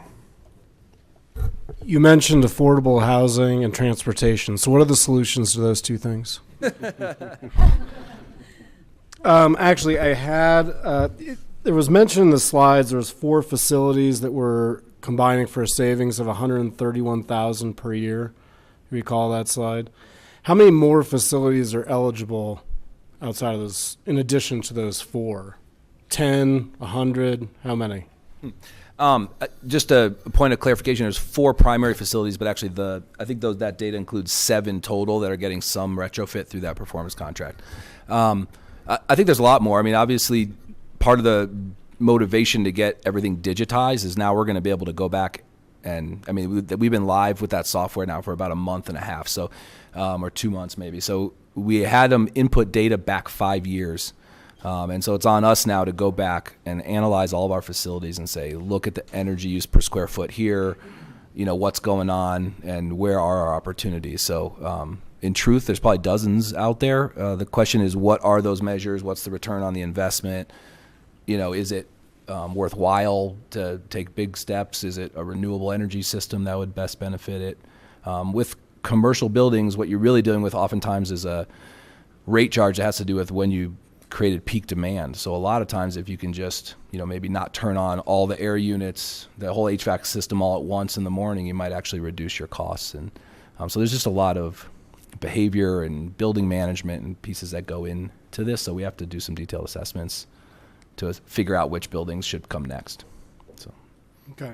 So those 4 were those kind of a test run at those 4, or just 4 that had been previously identified? I think those 4 were easy to identify because rec centers, places with pools, the public safety building, those are really big energy users. So it's kind of, there's a handful that are real obvious that can have improvements. And then after you kind of knock those big obvious ones off, you have to kind of dig a little deeper to see where you're going to get the best return on your investment. The other question I had, probably for this side of the table, are open space lands that we use either matching dollars from other places or our open space. Can that be used for solar gardens? Is that one of the exclusions when we get those funds? Can we put a community solar garden on that? Hold on. No, I'm sorry, Mr. Young. Sorry, Mr. Youngberg. That was to Ms. Hodson. Oh, but thank you, though. We'll still see what happens. Thank you. Those both the open space dollars and the conservation trust dollars are pretty restricted to just parks, open space, culture activities, etc. So we would have to look deeper into that. Although I'm not especially confident that that would be an approved use for a land that's acquired with those dollars. Thank you. That's all I have. As a follow-up to that, though, Ms. Hodson, actually I think it was late in your career as a community resources division manager, we were going to put some potentially at Forsberg Park, right? And then those went on to private property. Yeah, and that was actually the controversy. That was it? Okay. And that was it. And so those solar pieces did not end up on public land. Okay. Thank you. Ms. Harrison? Thank you. Excellent report. I really enjoyed reading it. But I need someone to explain how the community solar garden would actually work. I get the concept, but how do people add to it? And I understand how individual solar panels work, but how would a community solar garden work? The concept is kind of similar to buying into a community-supported agriculture project. Instead of growing the produce in your garden and harvesting it from your backyard, you go and collect yours, so to speak, that was grown off-site. So with a community solar installation, there's a certain amount of capacity, and you can subscribe to a percentage of that as a business or as an individual. And the energy that's then generated that you own or have rights to at that facility, that value or that use is then credited to your bill, even though you're not producing it on site. So it's a pretty innovative approach that really was pioneered a lot in Colorado and has grown in popularity, that enables you to not have to put it on your roof or finance that, or if you live you're a renter or you live in a condominium association and you can't just put something on your roof, you can still own renewable energy and buy into that. Effectively, you just buy shares or okay. A capacity, yes. Okay. And then second question, I know several years ago the city of Lakewood bought into a joint venture with the county and Arvada, I think, really old brain cells. How is that working, and are we seeing a return on our investment there? So that's the same type of program as a community solar project. We bought, I think, about the maximum percentage we could of that 2 megawatt array.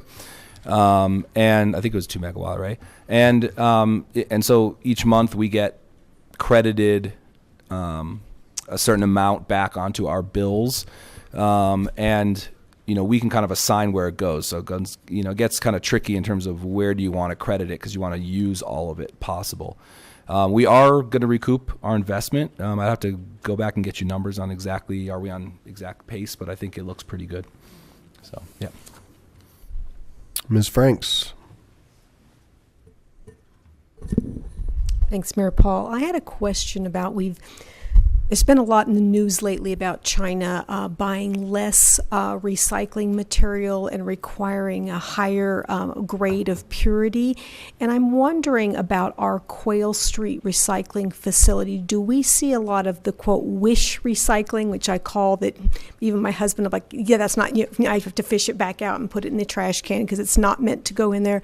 But how is that impacting where we sell our stuff to? Are we finding that our product is not high enough and we need to increase our education to make sure people are only putting the things in, especially plastics mostly, but I think it's also in the metals as well as things being cross-contaminated.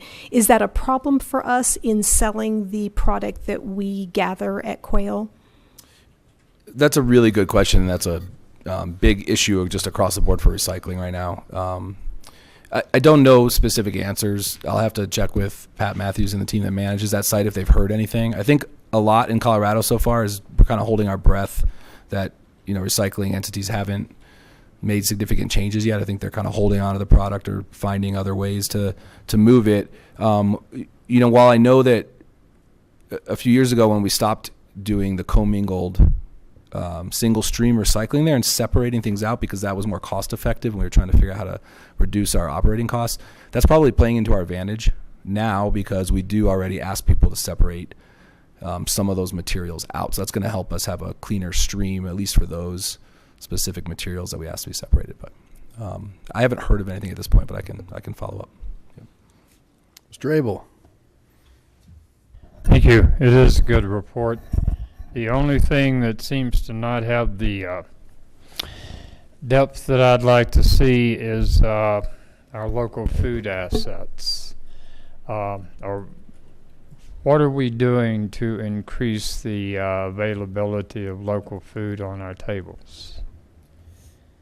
That's a really good question. I think we actually did quite a bit early on in our first kind of stages of implementation around local food. We changed zoning ordinance to allow a lot more agricultural production on properties in Lakewood. The Community Resources Department, started with their first, community-run gardens just a few years ago, and those have expanded rapidly. So I do think that there's been quite a bit. I'm not sure that the data is reflective of what's actually happening in the community because we've struggled to be able to find a good source that collects all of the different types of assets you would consider to be advancing local food, because it's not just community gardens, it's also access to community supported agriculture subscriptions, it's the number of farmers markets, the number of retail outlets that are actually selling local produce, the number of neighborhood food stands, which is one of those things that we now allow, and that we're not sure how many are operating. How many people are keeping chickens and producing in their own yards, how many commercial kitchens have opened that allow people to do value-added processing to foods to make them available to sell.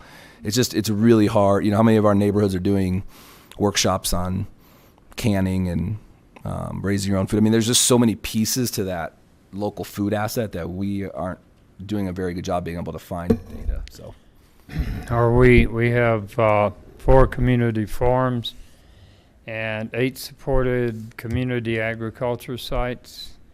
Can we get those 12 entities together and say, what more can we do? For instance, I hear a lot about constraints on high tunnel use in construction. There was an agriculture day over in Wheat Ridge that a number of your staff members attended, and it was very informative. And the lady that had the farm that sponsored it raises turkeys.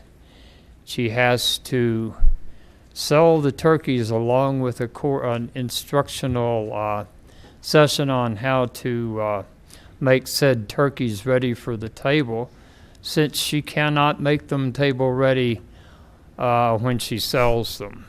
So it makes it a lot more difficult to market a bird that you haven't yet butchered.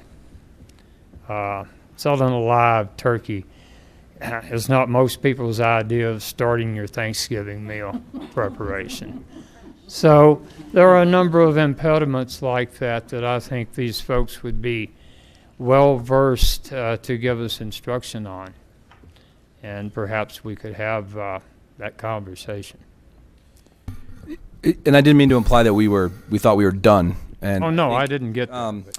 If I would just point you to the sustainability plan. It's not in the annual update, but when you have a chance to take a look at our implementation strategy SC1-A, which is specifically about local and healthy food, and it really takes you through a whole bunch of steps that include identifying what assets we have and what gaps exist, and then the next step is assess and minimize barriers. And what you're talking about are some of those barriers. And I think we took some big steps a few years ago with our zoning change.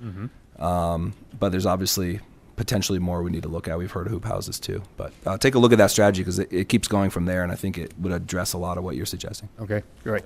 Thank you. And I would just add to that, I think through the Hunger Initiative this year, and we had over 60 different folks come to the table, and we're following up this week with a meeting. I think that's going to help us better identify, and that was the goal, was to see who's out there, what's going on, healthy food, or just who's providing meals and services. So hopefully that will add to it because it'll help us get better information. That is our goal with the Hunger May Initiative. I add one more thing? Please. You spurred a memory.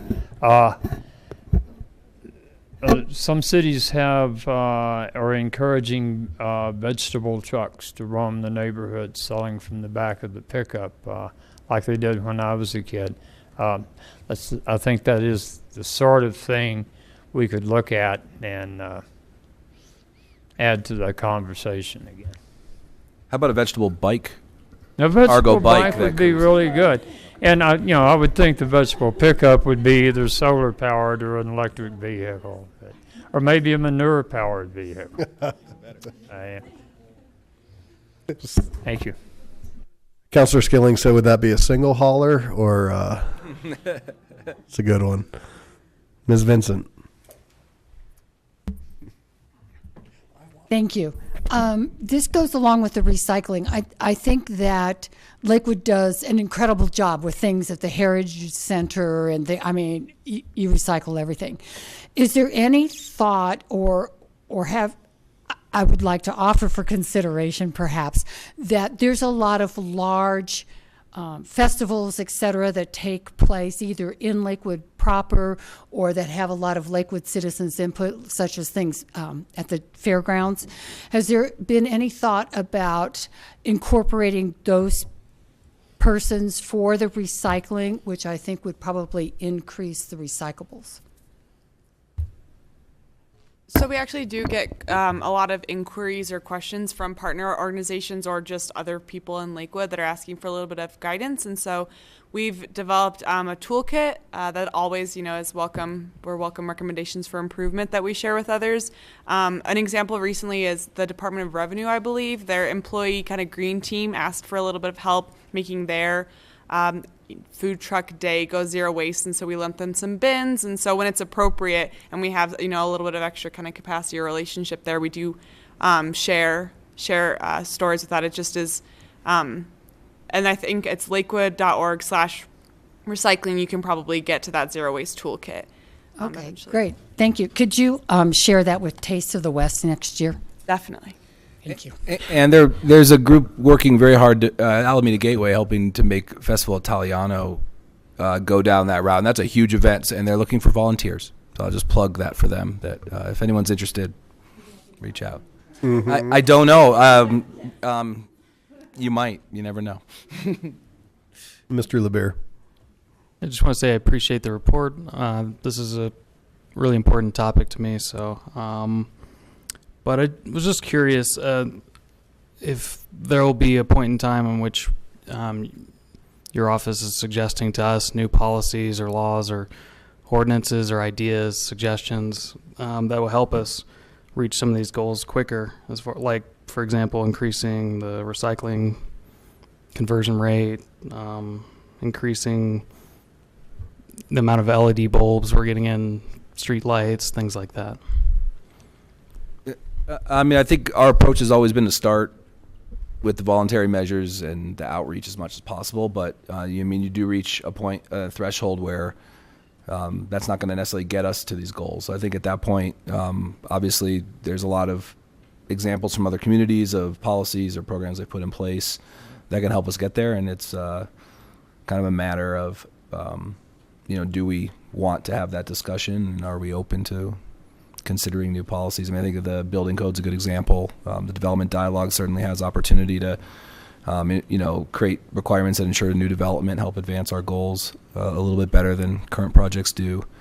With trash and recycling stuff, I mean, I think ultimately we will collect as much feedback as as humanly possible from the community. We're really committed to that, and then we will put together a really wide range of potential actions, from no action to more robust programs, and bring it to your body to make that decision ultimately. Great. Yeah, because I'd like to see, I mean, not just, trash and things like that, but even, ideas for ways to integrate some of these ideas into procurement policies, and, incentives to increase ride share, whether we have car-to-go spots and lots or, whatever it is, but ideas like that too, that I think are pretty low-hanging fruit. Thanks. Mr. Roybal. Thank you, Mayor.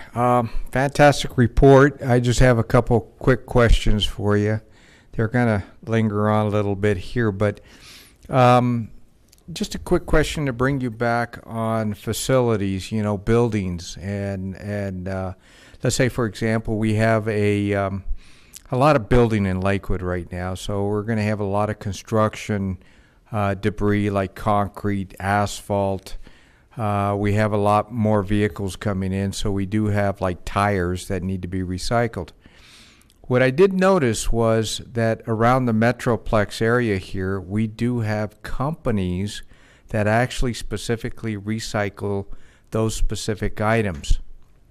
My question is, and I'm just posing it out there, would it be possible to include in the report, and not advertising the companies, but putting out there saying, okay, here's some companies that do recycling on these specific areas, and maybe create some kind of, some kind of information of what's out there, so the people can possibly go, if for example, if they had concrete, they have 3 or 4 different locations where you can drop your concrete up. And once you drop it off, they crush it up, make road base, and then they go around the corner and they pick it up and they make a good road base. So when you lay the new concrete down, there it is.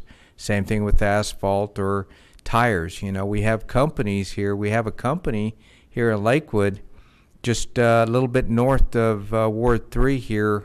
They recycle tires and they make floor mats out of them.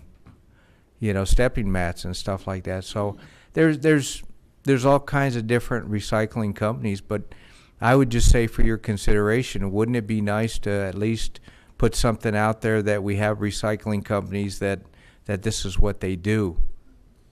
I'm glad you brought that up. You're absolutely right. And we have links on our website right now that will, take you to databases that help you see, who the local recyclers are for various types of products. And that's especially important for those hard to recycle materials, right? Like, what do I do with my batteries, or what do I do with tires or mattresses, computers, or right, whatever the like case that. may be. So we do have some links and resources on the sustainability webpage that can always be made more robust for sure, but we do have some of those, and a lot of them link to outside resources that keep themselves updated, which helps us not become outdated with our resources. Yeah. The other piece you're bringing up about the construction waste, now that we do have a construction and demolition requirement in our building code, we are going to need to compile those types of resources for folks, and we know there are a lot of good options. So we'll have to take your advice and, kind of put together how that program is going to work, how we expect to be reported, and here's companies that can help you, meet these requirements. So. Great. Thank you. Mr. Beta. Thank you. Thank you for a great report. Nice job. Just one question. I assume the entire report will be on our city webpage.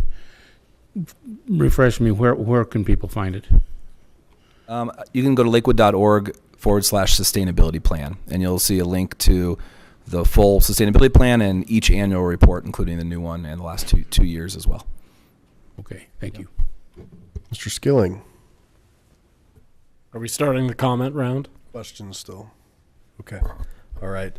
So I had a couple questions, and I'm going to start with, we heard kind of our realistic goals versus budget from some of our community members, and I'm curious as to, is that where we're off? What could we adjust? Do you see areas? And if you don't know tonight, maybe as we start to look at budget time, what that looks like. And I think that also ties into staff.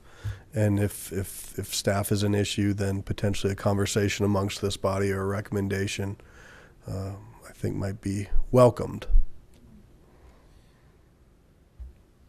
I believe that additional resources would absolutely, of course, help us move towards implementation. I mean, there's only so many hours in the day, and we have a small team. That being said, we do get help from we work with every department in the city, and so a lot of our time is spent kind of with a consulting hat on, working with other departments. But as you can see from the range of projects and topics that we're addressing, there's no way for our small team to be experts in all of this. So we definitely need, we use our existing resources to get consultants, to get experts to help us dive deeper. Okay. All right.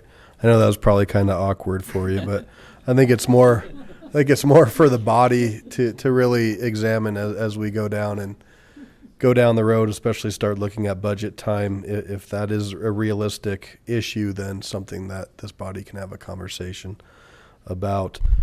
Quail was brought up, and it is very popular. And I actually hear from a lot of people who don't live in the city of Lakewood who utilize Quail Street. And this is twofold. So is there any other opportunities out there for a secondary? And also, we've been desperately searching for a slash facility for many years, and I just don't think that opportunity has presented it. So I'm curious about Quail and maybe the expansion as well as a slash facility.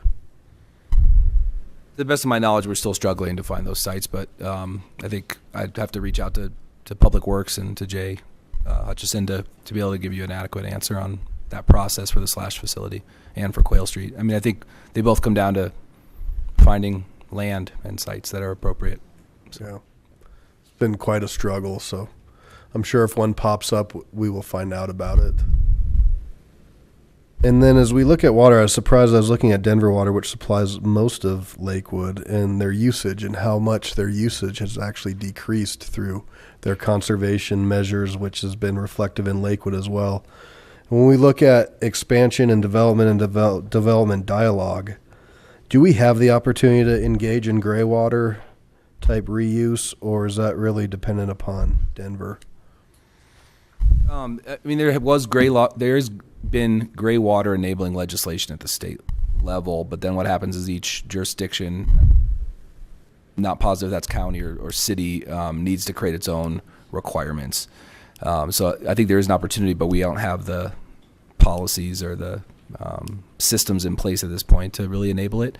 I think the bigger opportunities and where Denver Water is moving with a lot of its water conservation efforts, and sat on their water conservation advisory board for their latest plan, is really looking at benchmarking, gallons per square foot type per usage, and helping, property owners, especially those that have actual property management entities, really thoughtfully get the right type of, plans, support in their landscaping designs and their building use, to, more efficiently manage water and still, keep beautiful landscaping. And so some of the opportunities that we might have through the development dialogue would be to create some guidelines around water budgeting on hydro zones, for instance, making sure that people are putting the right types of plants together in their landscaping plans. We already have requirements that say you need to put a certain amount of ground cover and types of plants and plant lists, but we've never said arrange them in the right way so that you don't have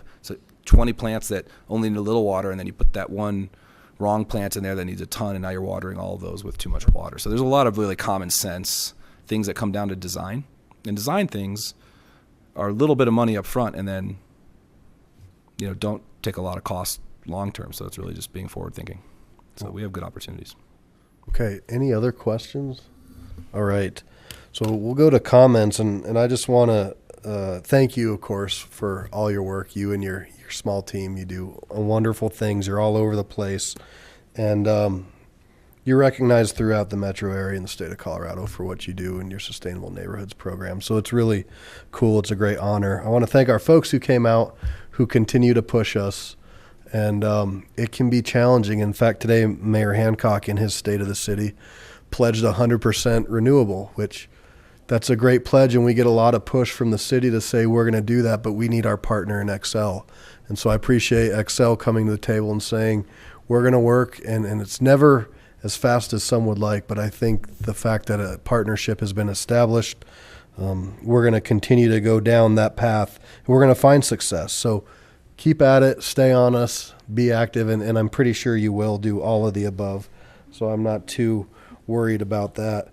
And then to council as a whole, being bold this year, we've taken on some interesting things and some challenging things. We're in the process of municipal funding, which is never a popular conversation. And we are engaging in talking trash, which for those of you who've been on this council for a while understand how challenging that conversation is. But I appreciate that we're having it, especially when it comes to recycling. When you look at our diversion rates, they are not good, and we can certainly do better. And I hope that we can find a much better way to come together as a community, recycle more, find better ways for energy efficiency, get closer to our goals of 100% renewable, and we'll have a happy community.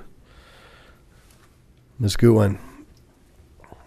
Well said. And just a couple things. I just also want to thank you so much. And it's just incredible what you've been able to do in our community. And I think it's so innovative, everything that you're doing. And the Sustainable Neighborhoods program is just my favorite example of that, which also, I also want to thank our community who's here tonight, but also all of our community who participates throughout the year. We see a tremendous amount of innovation and commitment through our community there too. And council for the continued commitment to becoming a more sustainable community. Someone mentioned about our city being a jewel in the Front Range, and I love that. And to me, even though we have so far to go, I feel like we already are a jewel in sustainability, because we really have, as a suburb and as a moderate suburb, we're not Boulder, but we've just made so much progress, and I think it's really exciting. And I am eager to explore the funding option that ACIC is looking at. It sounds like this is the big next step that we would need to take. And then I just wanted to, this is a comment about the slash. So Southern Gables does a leaf collection every year, as you guys all know, and it's growing, which is exciting. And we have, so they reached out and asked about if the city would ever do something like that. And it turns out Jeff Coe already does host a slash event every fall, which is not, I don't want that to replace our goal ultimately of having a slash facility. But in the meantime, I think it's an important thing for our community to know about, because I don't think many do. So my question is if we can put out some more information to the community and let them know when it is, how much it costs, and all of that stuff. Affirmative. We'll be happy to do that. Thank you. Thank you. Ms. Franks, take us home. Well, I don't know about that, but I did want to comment on a couple things when we were talking about how cities can make the area more affordable for them. And I happen to garden at Ute Trail Community Garden and hear from people that garden plot and their succession planning that they do as far as planting their crops, that will save them hundreds, if not thousands of dollars on their food bill. So community gardens are a way where people can supplement their food. Also, I've heard from folks now that I'm out biking more with my Power Assist, because I still can't get around Green Mountain without a little help. I'm hearing from people how grateful they are for the expanded bike trails. It helps get us off of the multi-use trails and onto something that we're not, maybe competing with other folks with strollers and other things. So that makes it more affordable for people who an e-bike doesn't come with the car registration and the gas and all of those things. So those things make it affordable for people to move around in. Obviously, the ability for somebody to grow unique produce and have their own little stand, that helps things out. Also, things like the Nextdoor, where you can do tool sharing, household supply sharing, and groups like on Facebook, Buy Nothing Green Mountain, where you can find homes for things. So I think that there's all these wonderful organic things that are happening while the city's doing theirs that make things more affordable for folks, and encouraging organizations like A Little Help, which makes it more able for our seniors or folks who maybe have disabilities to get things done and stay in their homes. So all of those things I think help make a really rich and lovely community. And can you tell I love living where I live? I do. And to speak to the gentleman here who was talking about home improvements, we did the same thing to our house, kind of audited. And what I want to mention is not just the attic and wall insulation helping with energy, but if you're someone like me who's sound adverse to repetitive sounds like the barking dog, boy, did that quiet down the home and get a good night's sleep inside. And doing things as simple as adding soffit vents or roof turbines can extend the life of your roof, providing a hailstorm doesn't come in and take care of that for you and shorten that up. But there's so many things that you can do, inexpensive things, and so many things going on in the community. I just wanted to highlight all of those good things, and thank you, because I too am somebody who is passionate about sustainability. Thank you. All right, well done, Mr. Skilling. So piggybacking off of Councilor LeBeer's comments about policy and then the mayor's comments, I will plug once again the Development Dialogue Committee, which meets often, and we have had a robust attendance, and I invite obviously these folks to come out when we cover our building and site design, when we start talking about requirements for solar and all of these fun policy things that we are going to adopt. I don't know when we're getting to building and site design, but knowing this aggressive schedule, it should be soon. And my other comment would be my sustainability plan, if anyone would like to hear it, is to acquire lots of land, put in lots of solar and wind farm, and look for ways that we can find grants for solar. If the GOCO grants and all these other things don't match, maybe we can find some other funding mechanisms to help our quest in creating more open space. Thank you. Well done. Well, thank you. Much appreciated. Thank you, everyone.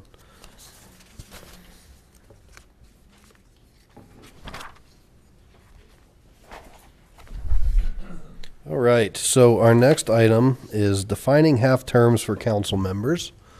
And before we get going, I think Mr. Cox is going to be our go-to guy on this, but I just want to emphasize this is not a conversation that is trying to single out any council member. It's a conversation that when you are a city, sometimes you have unexpected things come up, and we had that come up, and this is the opportunity to be briefed on a couple things that might clear this up so that there's not confusion in the future. Mr. Cox. Nobody cares about this. Yeah.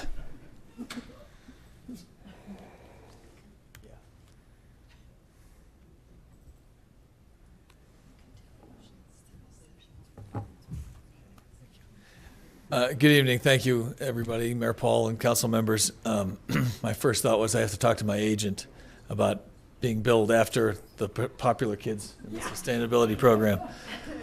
This should go really smoothly after that. I actually was going to say I had a slide in here early on saying that if you resolve this ambiguity in the code with a new ordinance, the city will save 27% in its electric bill. It turned out not to be true, so we took the slide out.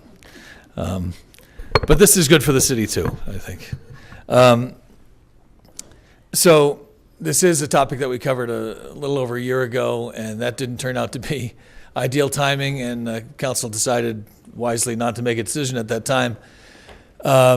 and to bring it back here this year when there's no council election coming up and no complicating factors like that. So I'll keep it moving along because this is just a request to take up the question of resolving a simple ambiguity in the code, in our body of laws, charter and code, but it can be done through a code amendment. And it's a very narrow question, but it does come up. It is something that can happen, and all we want to do is plug this hole and not have to worry about it next time there's a vacancy in a council term. So the question is how to apply term limits to partial terms. Let's be clear. Our charter contains term limits. It imposes a limit of 2 consecutive 4-year terms for city council members. So if you're elected at a regular council election in November in an odd numbered year, you can serve for 4 years. And then if you're so inclined, and if the voters share your inclination, you can serve another 4-year term. And that's what the code, what the charter allows for. But sometimes vacancies occur and somebody leaves office during a term, and there's a process outlined in our regulations for how that vacancy can get filled. And it is typically through a special election. And when that special election happens depends on when the vacancy occurs, as we'll talk about in a little bit more detail. And so we just need to clarify the one situation. We'll have a couple of factual scenarios here or hypothetical scenarios, and we're just looking for guidance on how to resolve that one situation. So the simple ask here is that we have 2 possible legislative approaches that we know of. Maybe someone will come up with another one during the course of this discussion, but ultimately we're seeking council's direction as to whether to pursue a legislative clarification, and if so, which of the 2 approaches you would like to take. Very brief history. We covered this the last time we went through this, but not all of you were here. Over the last couple of decades of the 20th century, there was a movement towards limiting terms for public office based on the perception that with name recognition and the corresponding fundraising ability, incumbents would have an ongoing advantage over non-incumbents. And so terms are limited. There are obviously lots of other factors that are cited in support of the concept. And it's not actually a new idea. Evidently, back in ancient Greece and Rome, there were limited lengths of service for public officials. And even in our own country, Alexander Hamilton and all that crowd with the Federalist Papers talked about term limits as well during the Revolutionary era. And of course, it became a national issue following the 4 terms, or the better part of 4 terms served by President Franklin Roosevelt. As it relates to Lakewood and to Colorado, a couple of key provisions to be focused on, and we're going to take these a little bit out of chronological order. In 1994, the Colorado Constitution was amended by the voters to adopt term limits. No elected official of any city shall serve more than 2 consecutive terms in office unless the terms are 2 years or less. That's not the case here. The section of the Constitution specifically applies to home rule cities, so there's no question there. But it does also allow the voters in a particular subdivision to lengthen, shorten, or eliminate those term limits. Now we turn back the clock and find that in 1983, when the home rule charter was adopted in Lakewood, the 2-term limit, 4-year terms, was part of that document as approved by the voters. So we did already have term limits in place before the Constitution addressed them, and the limits happen to be the same. Now we bounce back to 1992, and an amendment is made to the charter. Several amendments are made to the charter in 1992. One of which is to add a little bit of clarification. It left a little bit of a question, but it did clarify one point, and that is it addressed the vacancy situation by adding language to say that if you are appointed or elected and you serve at least 1/2 of a term, you shall be considered to have served a term in that office. So obviously we're talking about the situation where someone occupies an office, comes into office by virtue of filling a vacancy, and our charter now tells us that if you've served more than half of that term, that counts as a full term when you're figuring out how many 4-year terms you can serve. So it is a relatively rare situation in which somebody resigns for whatever reason and an election is held to fill the vacancy for the balance of that term. I should point out that some jurisdictions can fill vacancies via appointment. That is not the case with our charter. It contemplates a special election unless the vacancy occurs within 90 days before a regular election, and then that's the opportunity to have the vacancy filled. So, boiling it down to its essence, the question that remains unanswered is, what is 1/2 of a term of office, now that the charter says that 1/2 of a term of office is an important term to understand. So we're going to try these couple of hypotheticals using council members A and B, C and D, E and F, and we just assign them names to make them a little more interesting. So in scenario number 1, council member Alfredo gets elected in November of 2015. And less than a year later, he resigns in March of 2016, and a special election is held a couple of months later. At that special election, Councilmember Brangelina wins the special election, serves the balance of the term from May 2016 until November 2019. So I think even those of us who are mathematically challenged can figure out that's more than half a term. And so here's the result. Having served that partial term, Councilmember Brangelina may now run, of course, for re-election in November 2019 for a second term, and if elected, may serve a 4-year term from November 2019 to 2023. But having done that, having served a partial term and then a full 4-year term, according to our charter, Brangelina cannot run for another 4-year term in 2023 because the first partial term counts as a 4-year term, and then the other 4-year term is all that's available. And so the total time in office for that council member is 7+ years, not the full 8, but the rules dictate that that is considered 2 full terms. Scenario number 2. These will become more obvious as we go along. But Councilmember Cleopatra is elected in November 2015, resigns in January 2019, so 2+ years, 3+ years. Special election is held then in March of 2019, a couple of months later. And Councilmember Dexter wins that special election, serves the balance of that term, March 2019 to November 2019. Here again, we made it pretty obvious that that's less than half a term. So he may run for re-election in 2019 and serve another 4 years. And then because his partial term was less than half a term, he may run for re-election again and serve another 4-year term till 2027. So his total time in office is 9+ years. But that's okay because the first partial term did not count towards the 2-term, 4-year term limit. Now we come to the narrow but real circumstances that have occurred at least once in this city over the years. Councilmember Eugenio, heard that at a baseball game and thought it was a melodic name to use in this circumstance, is elected in November 2015.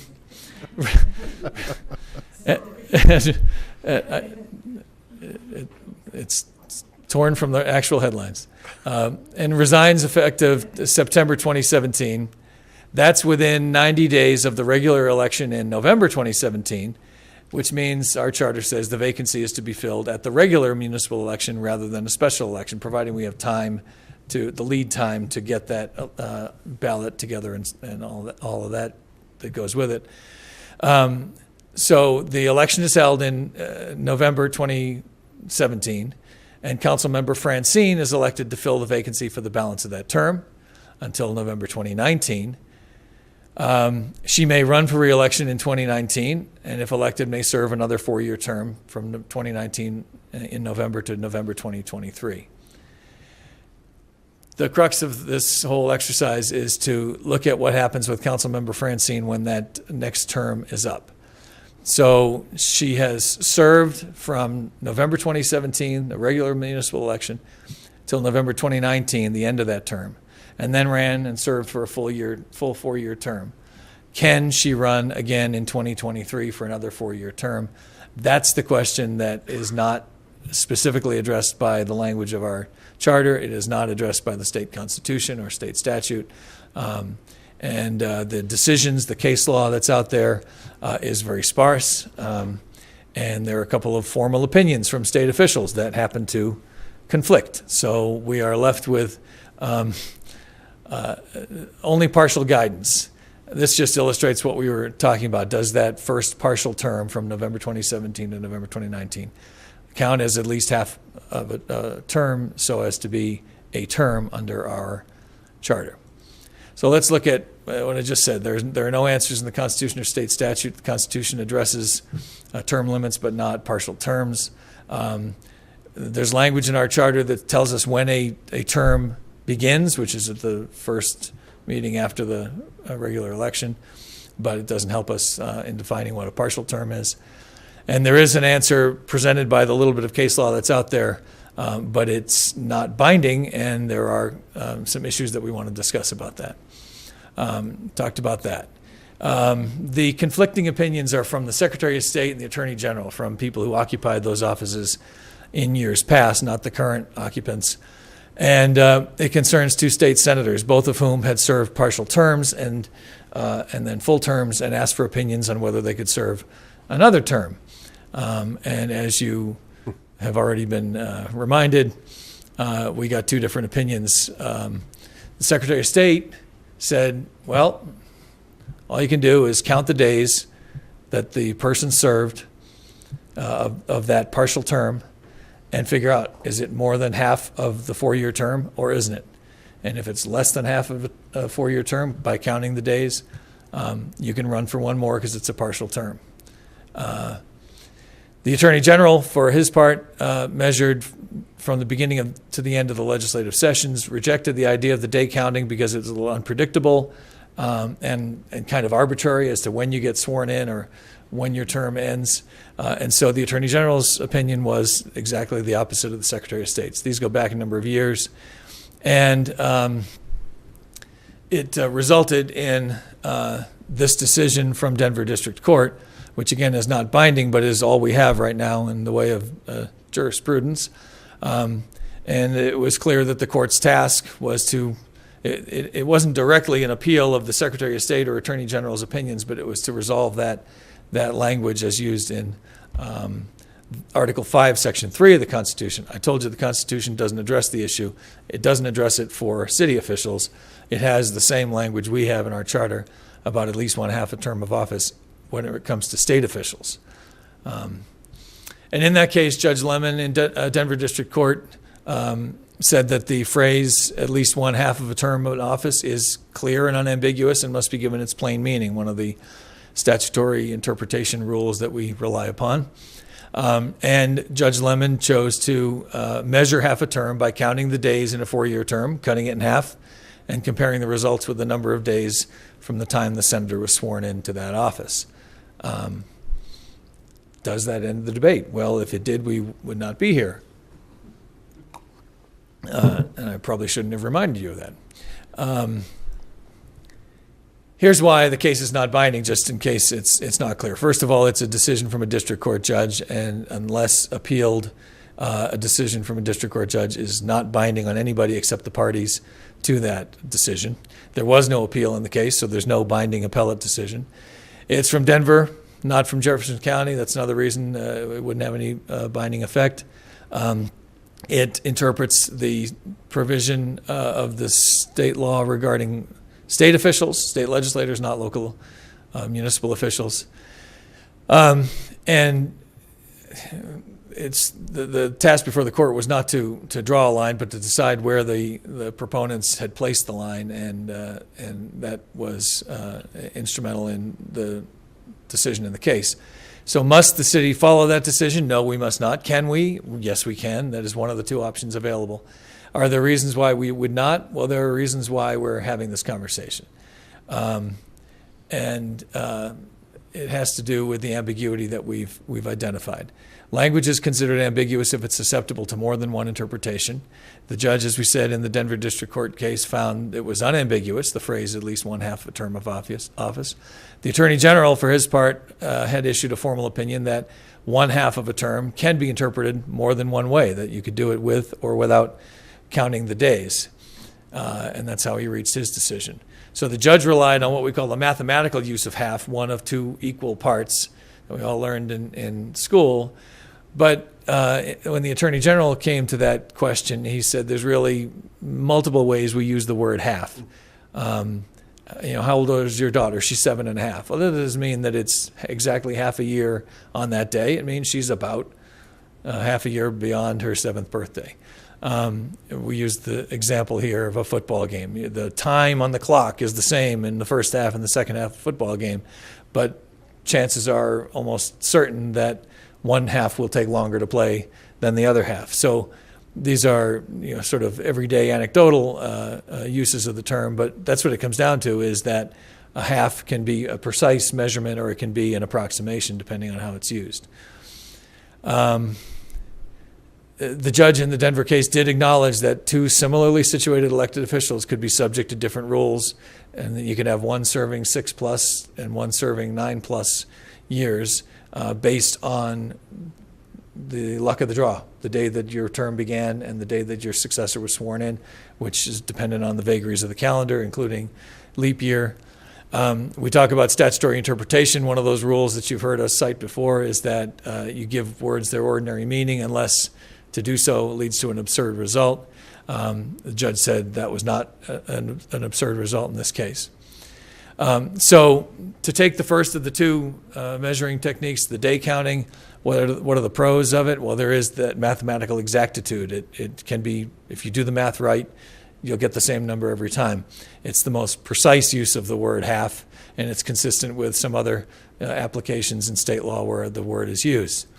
The cons, as we said, it's uncertain. You may not know until the term is over how many days, the partial term is over, how many days a person actually served. It's arbitrary in that respect. You can have one person land on one side of the line and one land on the other side of the line.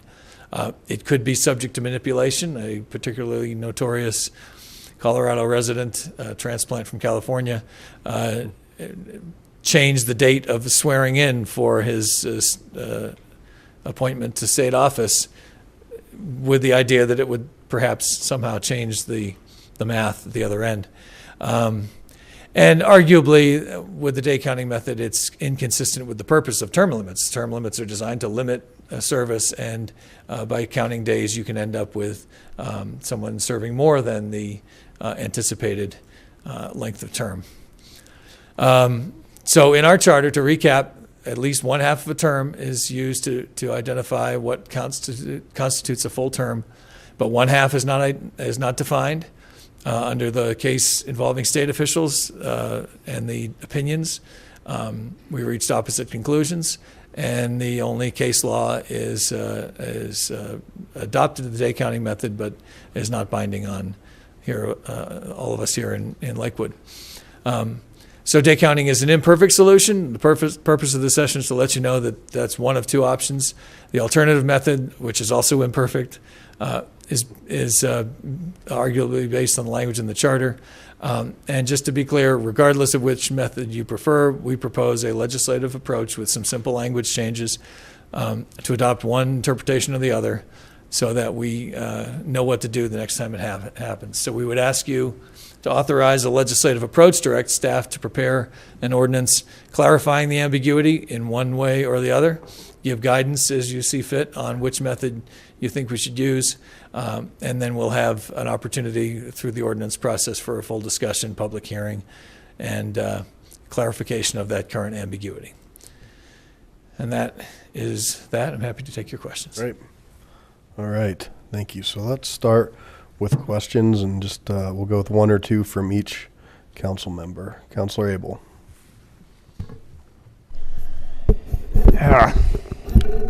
It seems to me that the two methods discussed, one of them isn't precise enough and the other might require too much math.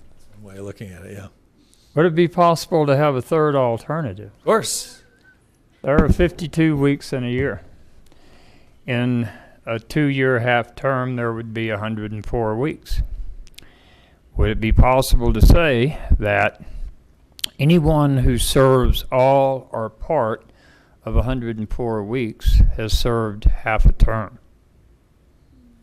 I think you can, if the terms are defined as necessary or it would be convenient to clarify that. I think that's another option. You could do it in the other direction and go to minutes, right, or hours. Sure. So it's, again, how much precision do you want, and how do you want the debate to end? Well, I believe we take office on the third Monday in November, the first regular meeting after the election, given time for ballot counting, and so from the third Monday in November to the third Monday in November would be all or part of 104 weeks. I believe that's right.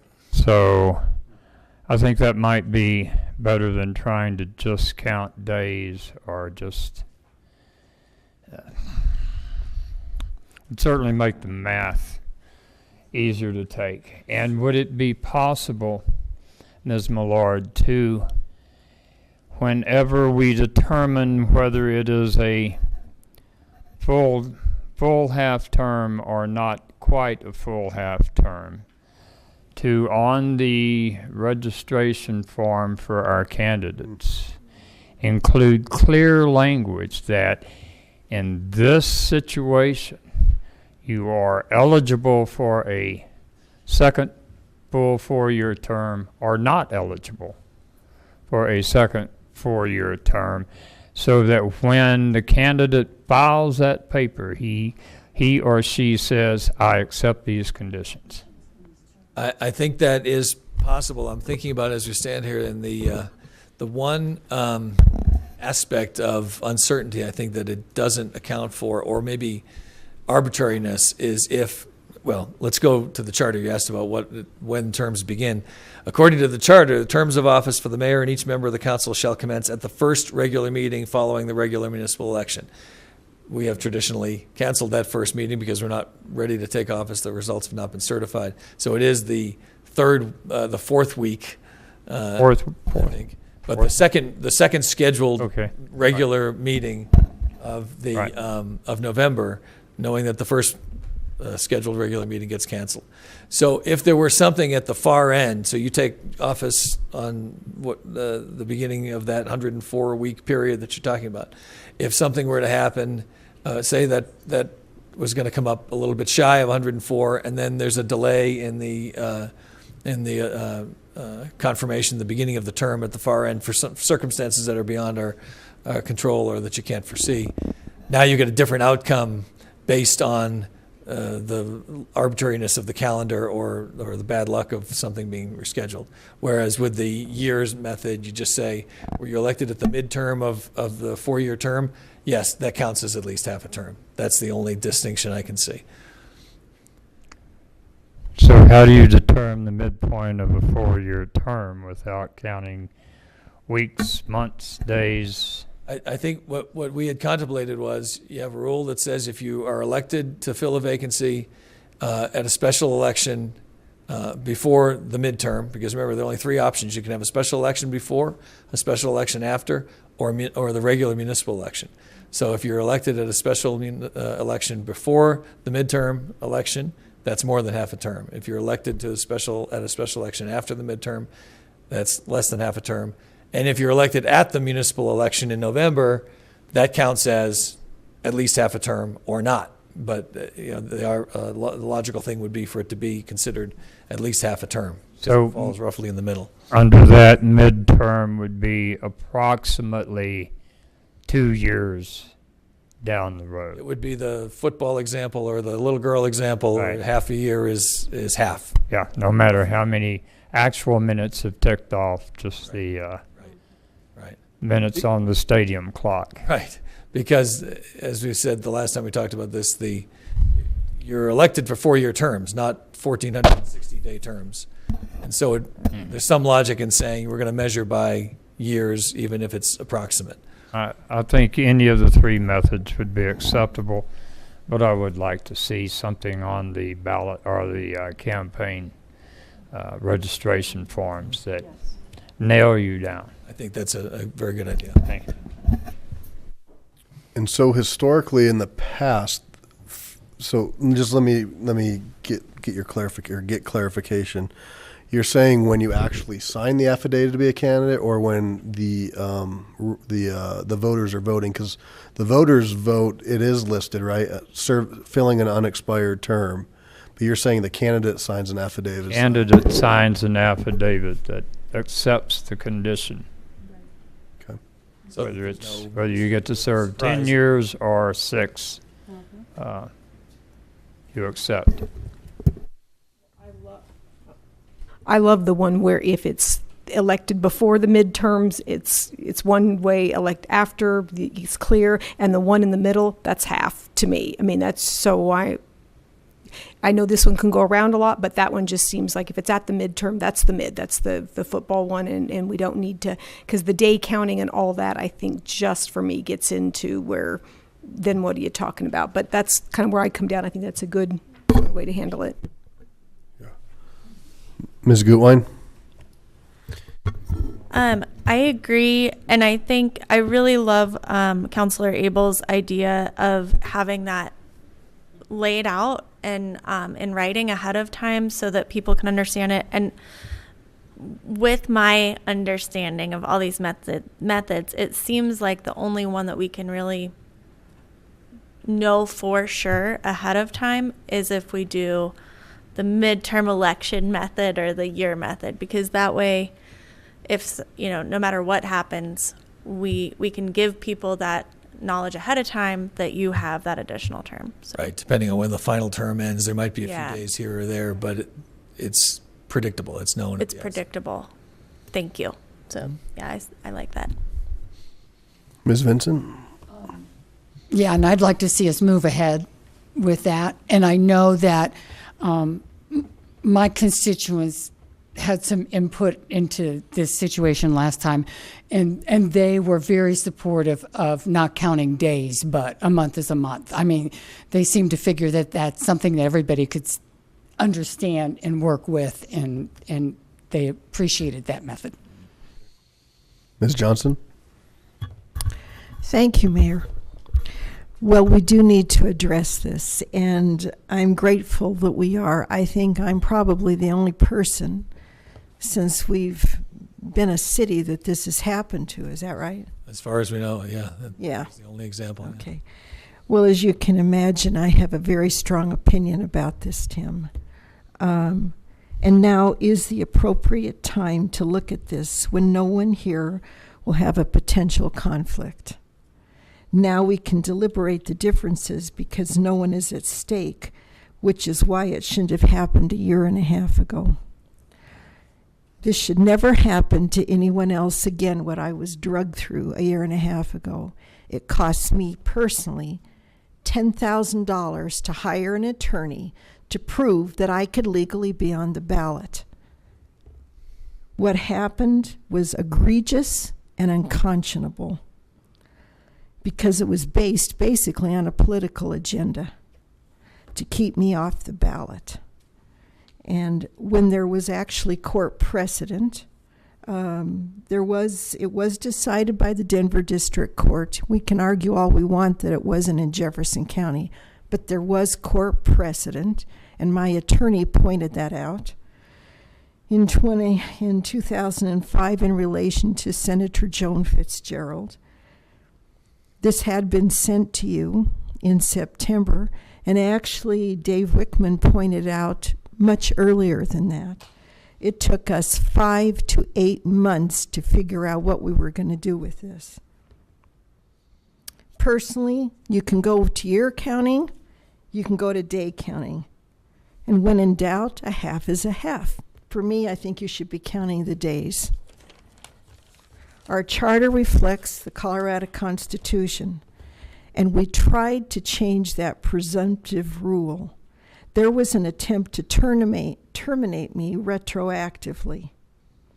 Now we can deliberate the differences because no one here is at stake, which is why it should never have happened a year and a half ago. Either method, it must be fundamental fairness that everyone knows in advance. If I could respond briefly, I can only tell you, as I told you then and thereafter, that there was no political agenda on the part of the people presenting that information to you. There was a council that decided to move it forward. I don't inquire into the motives of anybody on the council, but I can tell you I had no interest in affecting anybody's term of office. As far as the court case goes, as I said, it's not precedent. It is a court case that exists out there. It's only precedent if it's binding on us. That case is not, for the reasons I've cited. And while your attorney sent us a copy, we were aware of that decision. It was part of the presentation just as it was tonight. So we weren't ignoring any applicable case law. We were describing it, explaining its relevance to the situation. And ultimately the council decided, yes, at least for the reason that we had one person running under those circumstances, that it was not the time to make that decision. And so we've put it off until now. Thank you. However, I disagree. It was for political gain. Okay. So, and I'm just going to have to interject because it certainly wasn't on behalf of the city attorney or staff or anybody, including me, who had been attacked publicly by some folks saying that it was politically motivated. And I'll draw you back to the planning retreat when you yourself, Ms. Johnson, requested that there be clarification on this issue so that it didn't happen to anybody else. And that came from the planning retreat, and we can certainly try to find those minutes. But that's what brought this to the attention. We're addressing it. It does need to be addressed. Nobody should be drugged through what I went through. But just as a factual part of this conversation, you were under the impression that you could not run again. That wasn't somebody, that wasn't anybody saying all of a sudden you can't run again. You had talked about that. You had talked about it at the retreat, and you had recommended to the body as a whole that that's something that we should examine and look at. And I agree. And that's what we did. I had to get an attorney to actually make it happen. Okay. So, but here we are today to try to make sure that it doesn't happen again. And I think that we're hearing some consensus on the path forward. And I'm seeing a lot of shaking. So with that, we will give you that. I'll open public comment in a minute. Thank you. Okay. Prepare an ordinance for discussion. All right. Thank you. So nobody has signed up to speak. Dave Wickman, would you like to speak?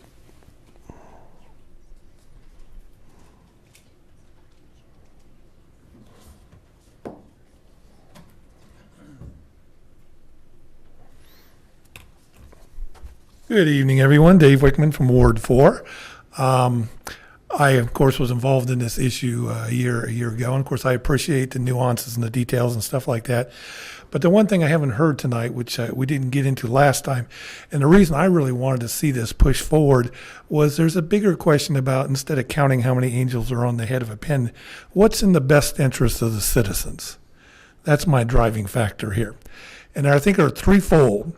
Number one, we want elected officials that are the highest qualified and best prepared as we can get. Obviously, life is not always fair. And due to the circumstances, somebody could end up with a 10-year term or a 6-year term. Between those two options, the 10-year term is an opportunity for us to get the maximum value out of that elected official. So therefore, it's the interest of the citizens to try to get the most experience as possible. Number two, the citizens deserve the best choices. And if we sit there and say that somebody cannot be on the ballot for some relatively arbitrary reason, we're restricting the number of choices that people have. If people sit there and say, I don't want this person around, they can vote them out. But if you won't allow them to be on the ballot, you're restricting their choices, and that's not appropriate. And finally, we want to be encouraging people to run for 2-year terms. Right now, if we sit there and say a 2-year term, it counts against you, what is the motivation to run for a 2-year term? And so it's going to limit it. So my solution would be to focus not on counting numbers or whatever, et cetera, but let's look at the elections. If it's a special election, sure, talk about if it's too early, then you don't qualify. If it's too late in the term, you can qualify. But if it's a regularly scheduled 2-year election, I don't think that should be counted against you. So therefore, a person should be able to run for a 4-year regularly scheduled, a 4-year regularly scheduled, and if it turns out, a 2-year regularly scheduled. So you could hypothetically get a 10-year term, but that is far better than cutting off a qualified person at 6 years. Thank you. Anybody else? All right, thank you.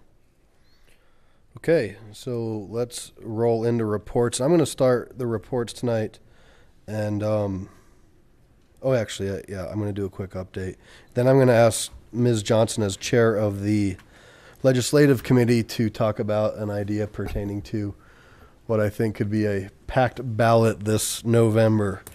But coming up next week, which is July 23rd, you'll see that the regular meeting has been canceled and we're doing a city council workshop in the cabinet room.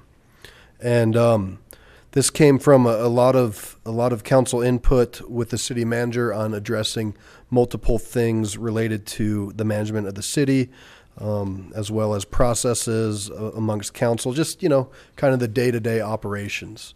So we did not have anything on the agenda for the 23rd. The two things that had to have some more time. So this was the opportunity in our busy schedule for the city manager to jump in there and have this opportunity to have the workshop based on feedback from council. Well, we also have a lot of issues taking place within the city where many feel that we should not limit any kind of public comment. So by losing the 23rd, that would have taken away an opportunity for public comment. So looking forward to August 6th, we have a study session with no agenda. And so council is going to open up August 6th to public comment, especially based on Tabor and development dialogue, things along those areas, and anything that staff might need to talk or present at that August 6th study session. And that will also allow council plenty of time, as well as the city, to broadcast that and to encourage the community to come and engage. So is there any objection to that as planned? You just have a question. Go ahead. My question is, so as you all know, we've been dealing with an issue in our neighborhood with rats. Haven't heard. And so I just want to make sure that if, that's obviously not related to Tabor, would they be able to come and comment about that? Okay. You bet. Great. You bet. Then in that case, I fully support the plan. Yeah, no, this would be really just an open session. We don't really have an agenda other than comment. Ms. Hodson is... Are you speaking of the August 6th Yes, meeting? Yeah. So I've talked to the finance director today, and because of the fact that there is a budget and audit committee meeting on the 23rd, if you're interested, there may be an update that we can do, maybe a little bit impromptu, to talk about the potential of debrucing and the implications of Tabor. So it would kind of break our rules of the 2 weeks in advance, but we can at least do an update. It seems the more we communicate and the more opportunities we have to have this conversation among ourselves and with the public, the better. So that would at least be a nice way for our finance director to report out from the conversation on the 23rd at the Budget and Audit Committee meeting, if you'll allow us to slide a topic in for the 6th. And I would say you're just barely missed the mark, right? Because it's the 16th, so we still have over 2 weeks to get that. So I think you do make your agenda mark. Yep. So we cool with that? 23rd we'll do the workshop. The 6th we'll have a presentation from the finance director, and then open comment on all things city. Okay, good. So before we go to reports, then I'm going to turn it over to Ms. Johnson to talk about what's to come potentially.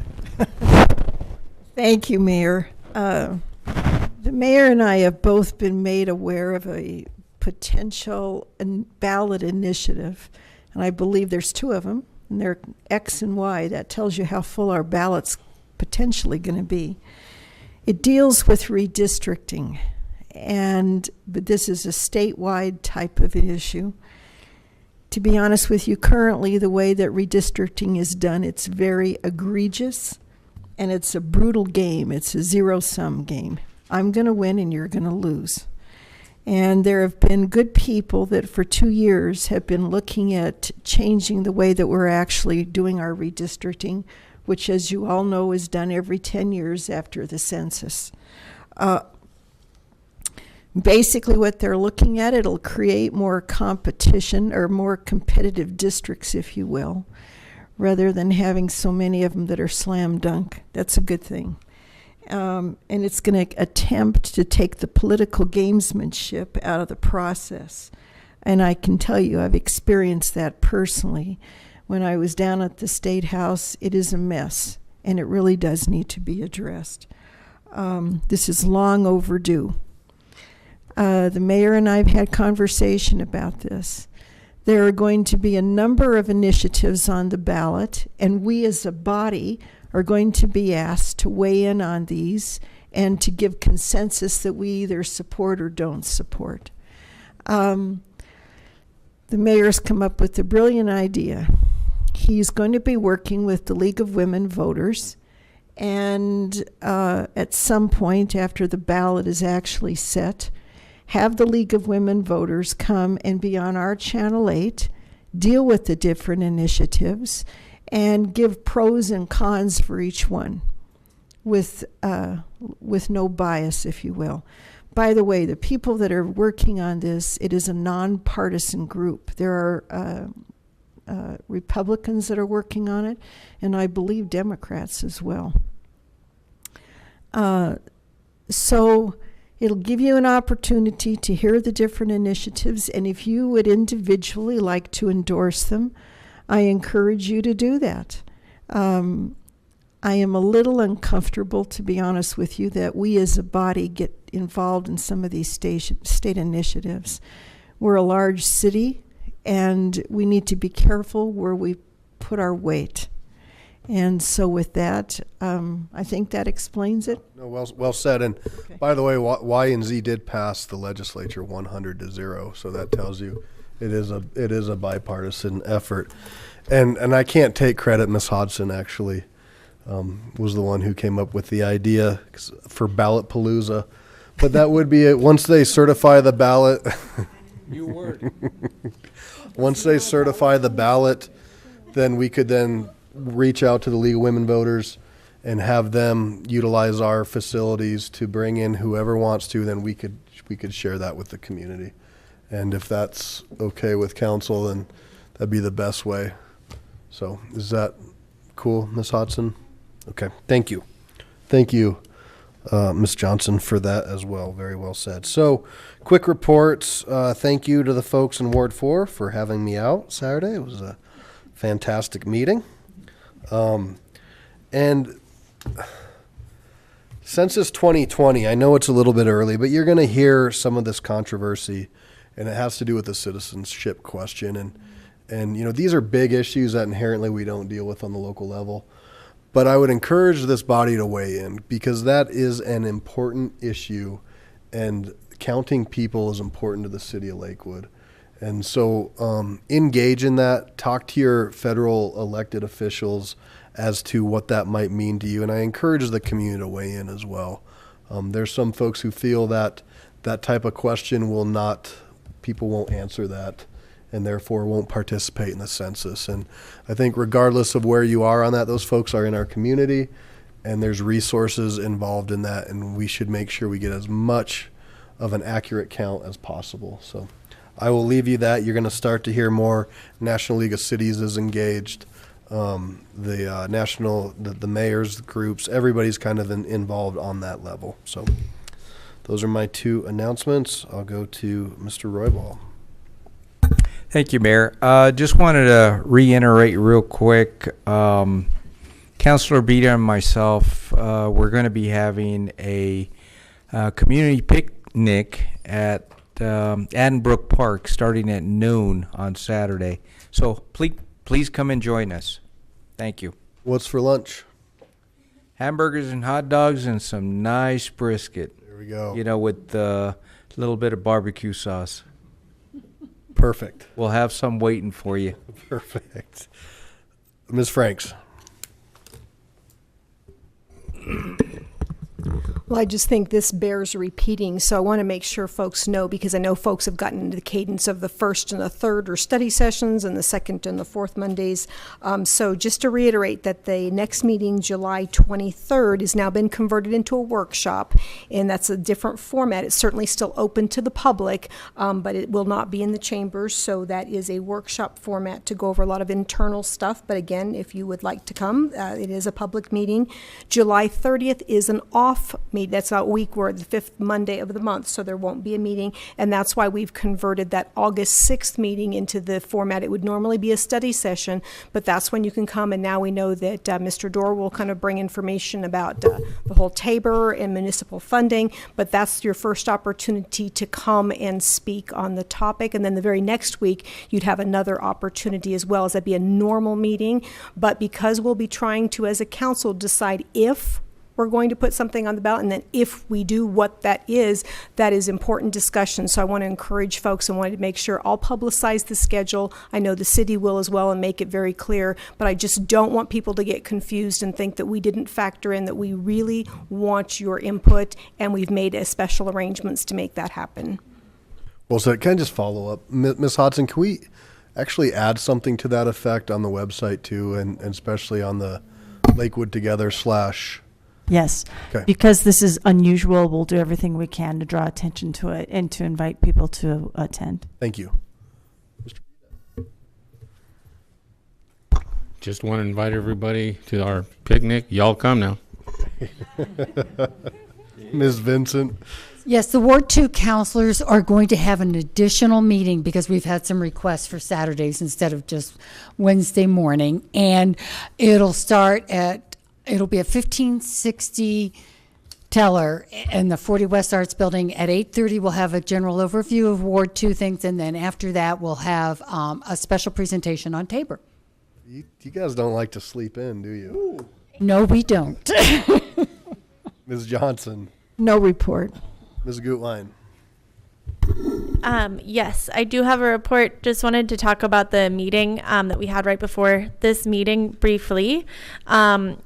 And so Karen and I rescheduled our Ward 5 meeting that we had canceled in June to address an important issue in our ward about a home that has been infested with rats. And just wanted to really thank everyone in staff who has worked so hard on this issue. And I just wanted to especially call out a couple of people here.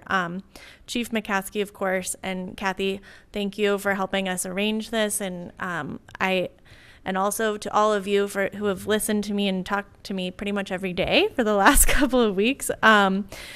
Chief Ed Lohr, Tim, thank you as well for being there today. And Caitlin Galt, really want to thank her because she is sending out an email every day to the directly impacted neighbors. We are getting a lot of questions, understandably, on this issue, and there's a lot of coordination between all the different departments, and I just can't thank her and all of you enough for getting the information to our neighbors as we're going through this. And just as an update for all of you, also thank you to all of you, because I know you have all been very supportive and concerned about what the neighbors are going through. And so I just wanted to give you a quick update that the homeowner is working to retain a company to begin the remediation process, which is once the extermination is complete, then they go in and clean out the house to make sure it's back up to code. And that is already initiated. So thank you very much to everyone for helping us see this through and get everyone's quality of life back up to high standard. So Thank you. Thank you to you and Karen too. That was a tough meeting, but at the end of it, the community really came together to say, Lakewood's great. We understand this is not normal, and how do we begin to heal? And so hats off to you guys, and of course staff. Tim, thank you, and Caitlin. She's really doing a lot and has a lot on her plate, and she does it well. So, Dave. So can we check on this picnic time? Because the email you all sent me was 2 p.m., I think, but maybe you did that on purpose. Just for you was 2. That's when everything is done. Okay. But it's at high noon.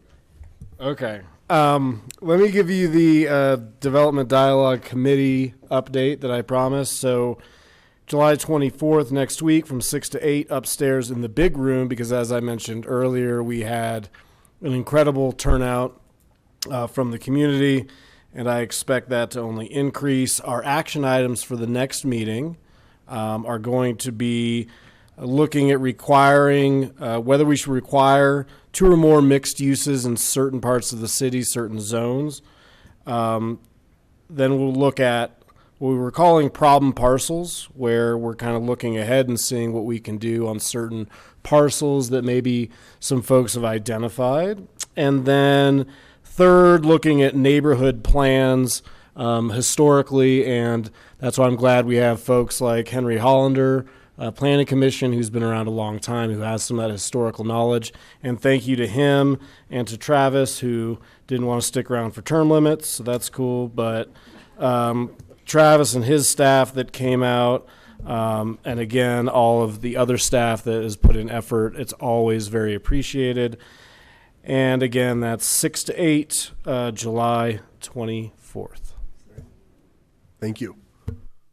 Ms. Harrison. Ditto on Dana's previous comments. Thank you, thank you, thank you. And we will get this fixed. Thank you. Mr. Abel. The Lakewood City Council Campaign Finance Ad Hoc Committee will meet in the Cabinet Room Thursday from 6 to 8 p.m. And we will have a discussion with our attorney or our legal advisor, Mark Gruskin. Right. About what we can and cannot do. Imagine he knows pretty well. Mr. LeBeer. No report. Ms. Hodson.